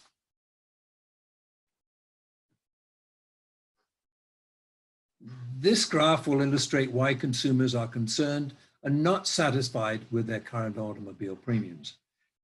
Alberta has seen a higher than average increase in average premiums than in the previous years. From 2018 to 2019, the average premium has increased by 6.9%, from $1,315 to $1,406. Since the introduction of reforms, automobile insurance premiums and the formation of the AIRB in 2004, the average premium has increased 1.6% on an annual basis, 15 years. However, since 2014, that's being the last 5 years, the average premium for third-party liability and accident benefits has increased by 27%. Next slide, please.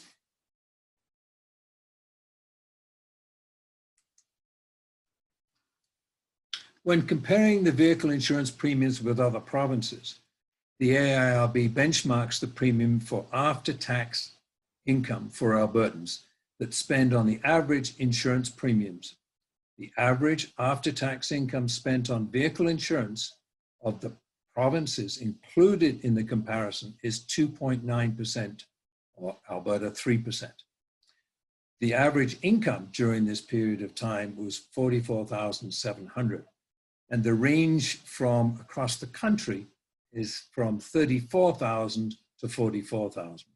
It's interesting to note that Albertans spent 2.2% of their average income on insurance in 2009.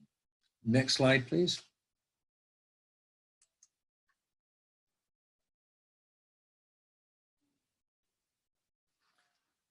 The question was asked for a couple of reasons. Factors affecting cost of insurance. In other words, were you aware of the following factors that contribute to the rising cost of insurance? And as indicated in the previous presentations, we've had a number of catastrophe losses in Alberta, hailstorms, etc., fires. So this will indicate that there is an awareness of the public in severe weather events. 81% claims involving distracted driving is also an indicator of how the public feels about their rising premiums. Many Albertans demonstrate their awareness for the factors contributing to increased rates. However, the survey identified a large portion of Albertans were unaware of several of the factors contributing to rate increases. Next slide, please. Chris, this is your friendly chair breaking in just to let you know you have about 8 minutes left and quite a few slides yet to go. So thank you very much. We asked the public if they contacted their insurance broker or agent for an explanation as to why their premiums have increased. I think this was a very relevant and a new question for 2019-2020. So 73% of consumers contacted their brokers or agent for an explanation regarding their rate increase, which was an extremely high number. Of those, only 18% felt they received a satisfactory explanation. This identifies an opportunity where support can be provided to the brokers or the agents dealing with consumers, provide them with better tools. The consumer has a right to expect and receive accurate information as to why their premiums have increased.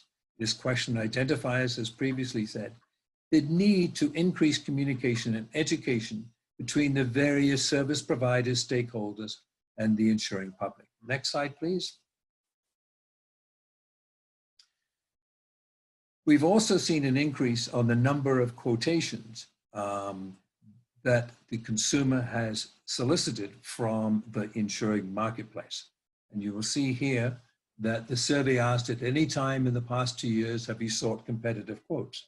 The results indicate in the past 2 years that the frequency that they have indication of market conditions, 62% of consumers sought competitive quotes for vehicle insurance in the past 2 years, compared to 51% in 2019 and subsequently 27% in 2016. The AIRB has seen an increased numbers of consumers inquiring about premium increases and continues to provide consumers with accurate and concise information. Next slide, please.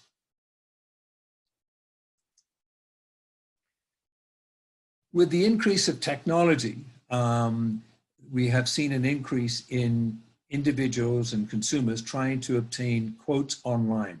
And these are some of the factors that they're running into. So 41% were unable to obtain a final quote online without speaking to a broker or agent. So it indicates there is still some work to be done on providing online quotes. Next slide, please. User-based insurance. We've heard from a couple of presenters that the user-based insurance is a valuable tool. However, in Alberta, over the last 2 to 3 years, we have seen a drop from an interest level from consumers from 57% in 2017 to 37% in 2020, which indicates that the consumer is either unaware of the benefits of user-based insurance or are unable to access this through their current provider. So it indicates that more work needs to be done on user-based insurance for the consumer and to benefit the consumer. Next slide, please. So basically my observations from this year's survey was the premiums are not affordable. The capping of insurance companies' overall premiums at 5% did not provide stability, did not address the issues, and only exacerbated the situation. There is an obvious need to provide consistent information to the consumer regarding insurance issues, such as premium increases, coverage availability, and other adverse matters affecting the insuring public. Obstacles that we've seen that are being presented by the insuring companies and by the marketplace is that no payment plans, reduced or not offering additional coverages, signatures being required on renewals, and cancellations of brokers. These issues have to be addressed in the future in order to maintain an adequate and provide accessible and affordable insurance to the motoring public. Madam Chair, any questions from the board? And that completes my presentation, and thank you. Thank you, Chris. Thank you for that very informative presentation and the perspectives from the consumer, which we all know is extremely important as they are the customers that we care the most about. Okay, we are now on to our final presentation, agenda item number 6. We have the Alberta Civil Trial Lawyers Association presenting today. Thank you, Madam. To present are Owen Lewis, ACTLA's Judicial District Representative for Grand Prairie, and Craig Allen, their independent consulting actuary. Owen and Craig, you now have 20 minutes to present. I will give you an 8-minute warning so that we can have time for questions. Thank you so much. Thank you, Madam Chair. Hopefully I'm coming in clear. Occasionally the volume for me has been going up and down, but as long as everything's good. Madam Chair, board members, appreciate the opportunity to present to you today and to provide some perspectives on behalf of the Alberta Civil Trial Lawyers Association to the board. We bring a slightly different perspective and appreciate the opportunity to present that. Also like to say, we appreciate the difficult job that the board has. What you are doing is trying to look forward with the information that you have available, which has come from the past. And that being said, Oliver Wyman has a very difficult job in terms of presenting some of the information based on some of the challenges which they've acknowledged with respect to the GIZA data and with respect to trying to be forward-looking, looking at the past. So with that being said, again, we take a different approach. We are looking more at the last 3.5 years of the trends which have taken place since the second semester of 2016. So Chris, if you're able to go to the next slide, please.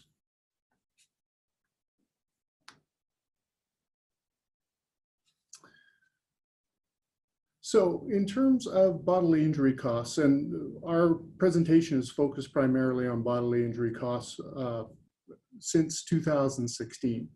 We acknowledge that there were increases from 2010 to 2016. However, what the data would seem to suggest is that since the second half of 2016, those bodily injury claims costs on a per vehicle basis indexed to inflation has essentially leveled out.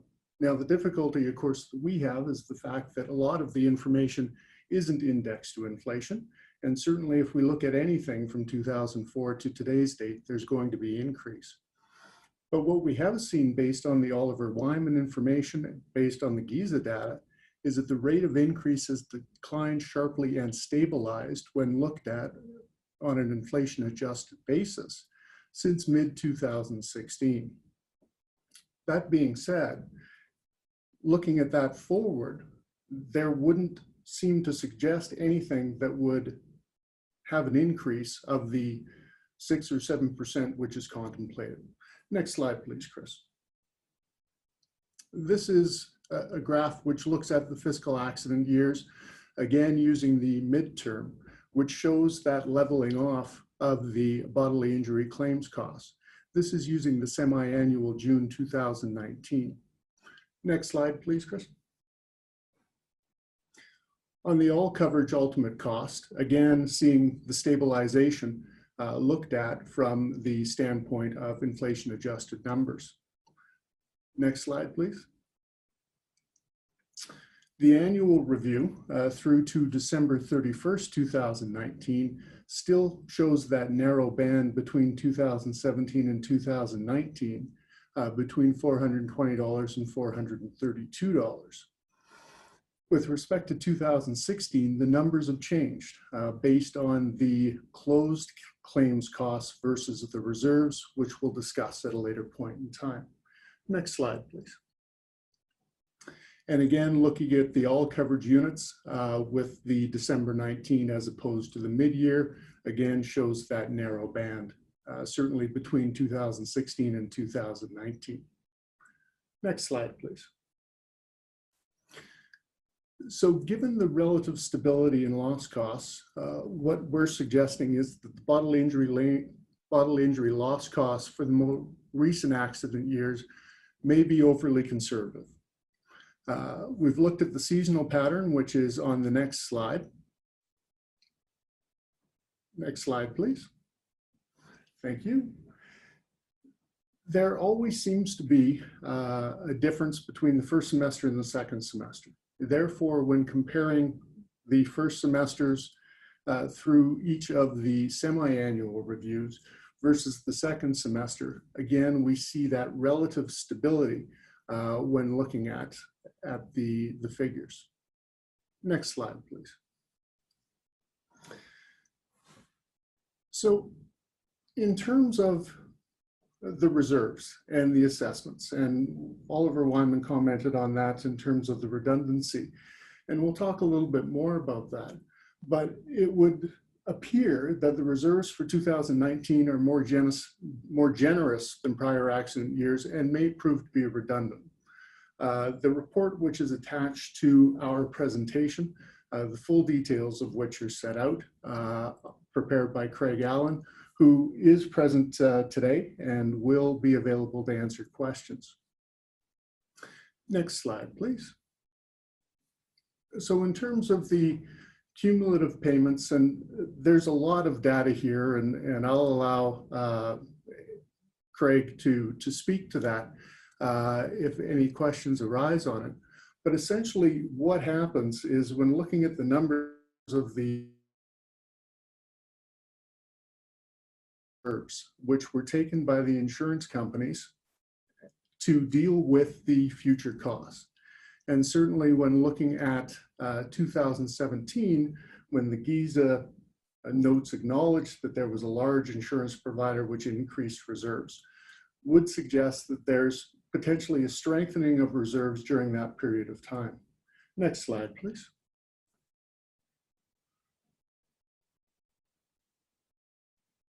In the most recent annual report, Oliver Wyman comments on the notes with respect to GIZA in terms of increasing the reserves, strengthening the reserves for the accident semester 2017, yielding the increased case reserve amounts for the periods 2017 and later.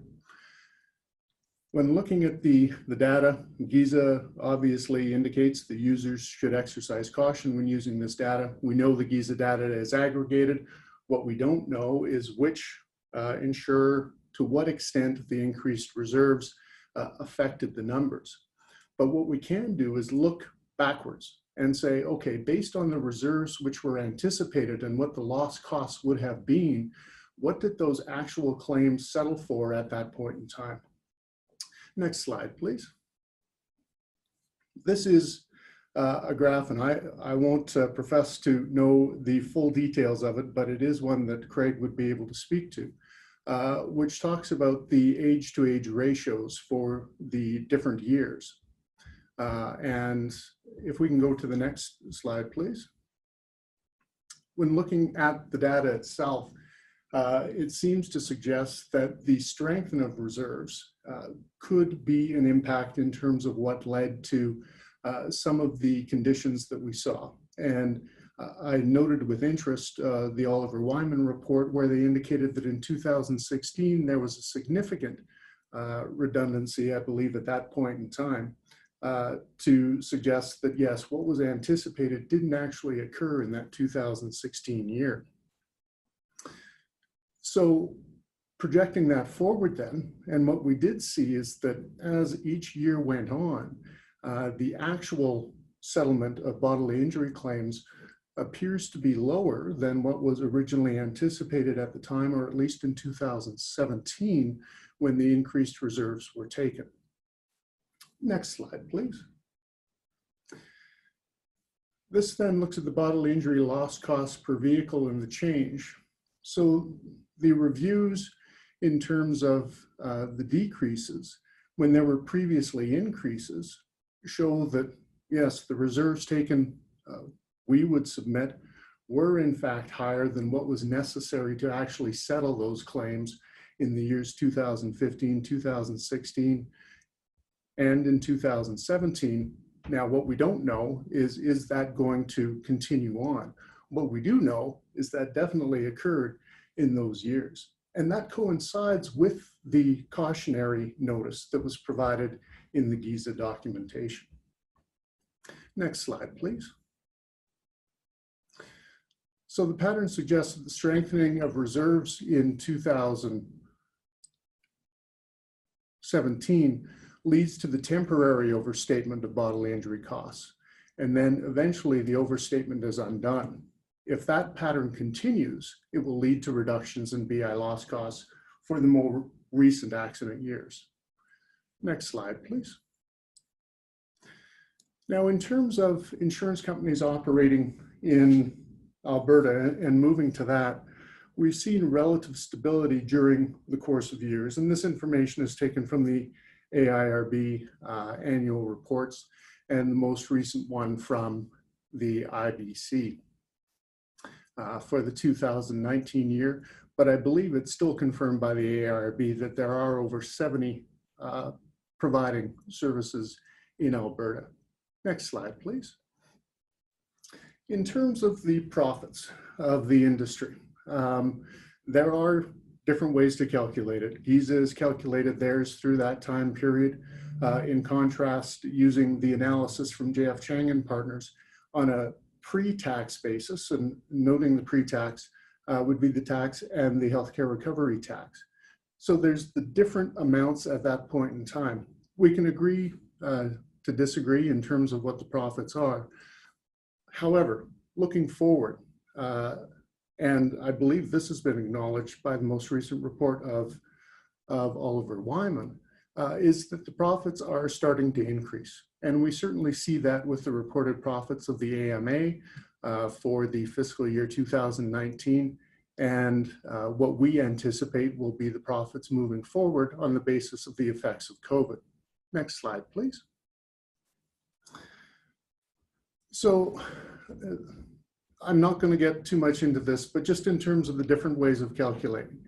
And again, what has been done by Craig Allen is to use the analysis of profitability, which was accepted by JS Chang and Partners when presenting information for the government several years back. And there's different benefits that we would suggest are more transparent in the Chang method of reporting profit than the GIZA method. Next slide, please. And this goes through in a little bit more detail some of the reliability and the different cost reports in terms of how the data was analyzed by Craig Allen using the Chang method. Next slide, please.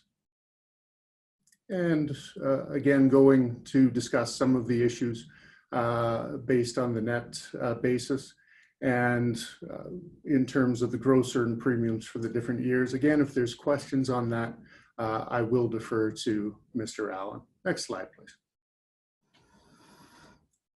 And we talked a little bit about some of the allocations. Again, this just goes into the different analysis. Suffice to say that there are different ways to deal with the profitability of the industry. The one issue that we do have is it's very difficult with the aggregate data which is presented. And aside from the information which is reported by the Alberta insurers, specifically dealing in Alberta, it's difficult to tell what each of the numbers deal with. That being said, GIZA has the aggregate data, and you can use that data, analyze it in a different method as Craig Allen has done. Next slide, please. The issue that arises with the situation that we currently find ourselves in, and which has been discussed at several points today, is that we've certainly seen a reduction in the driving habits of Albertans during the period of time during the height of the pandemic. And especially, we see it continued on from people working at home.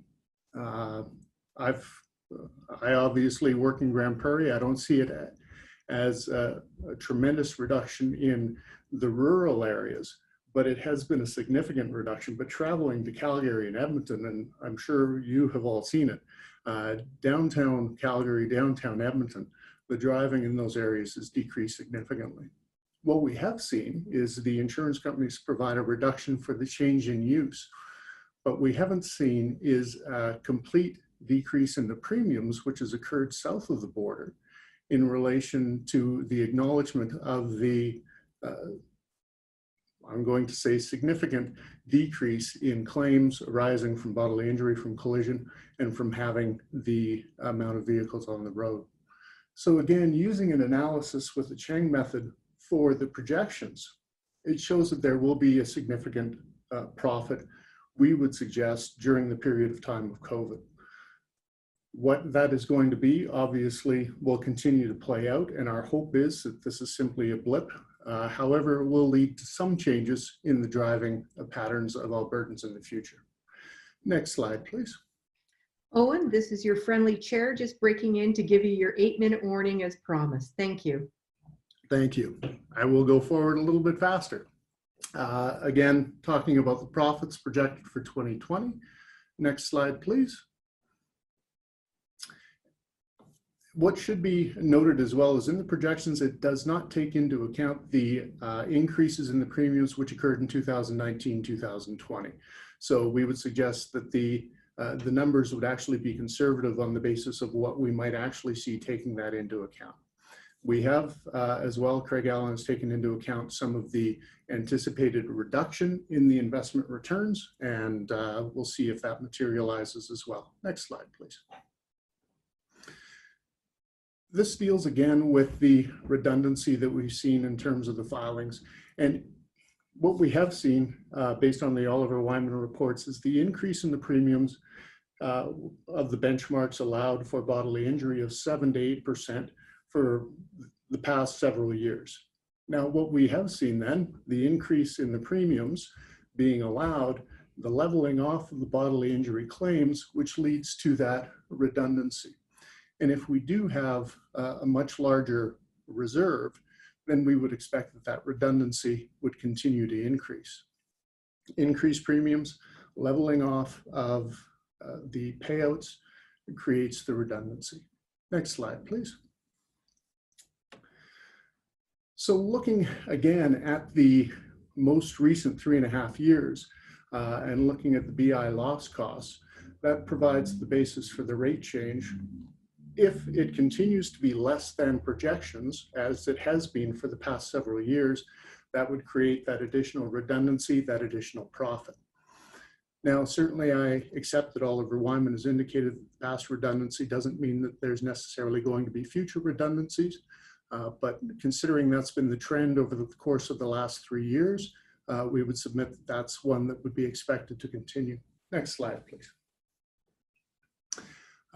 This goes into a little bit more detail about the accident years, but our biggest area of disagreement in terms of the statistics is looking at statistics from 2011 to present versus looking at the statistics from the second half of 2016.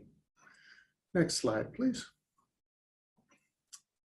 So it implies if the BI loss cost is equal to the industry average, with everything being equal, it wouldn't require a further rate change in 2019 for bodily injury coverage, all else being equal. And certainly looking at COVID-19, we would suggest that that would be more accentuated. Next slide, please.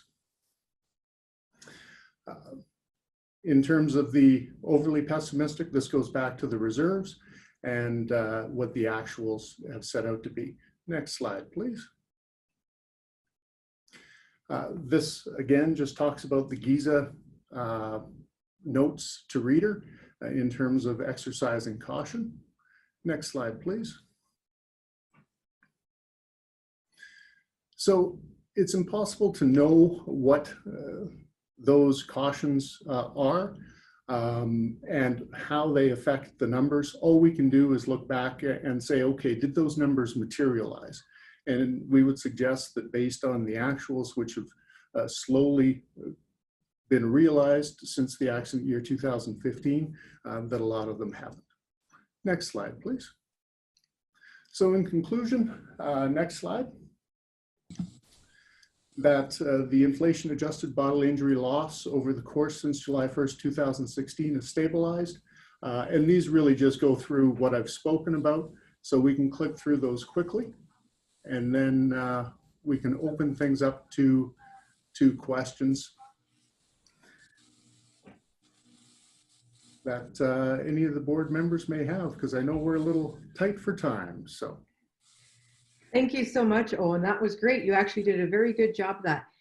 Considering that you did have to rush through the slides quite quickly and there was a lot of information on the screen, I would encourage you to reach out to our Executive Director, Lori Belfort, and set up an appointment where we can have a more in-depth discussion. I think that would be fantastic, and I certainly welcome that opportunity, Madam Chair. Thank you for that. You're welcome. I do believe that Jamie Holt, our board member, has a question for you. Oh, yeah. Hi. Good morning.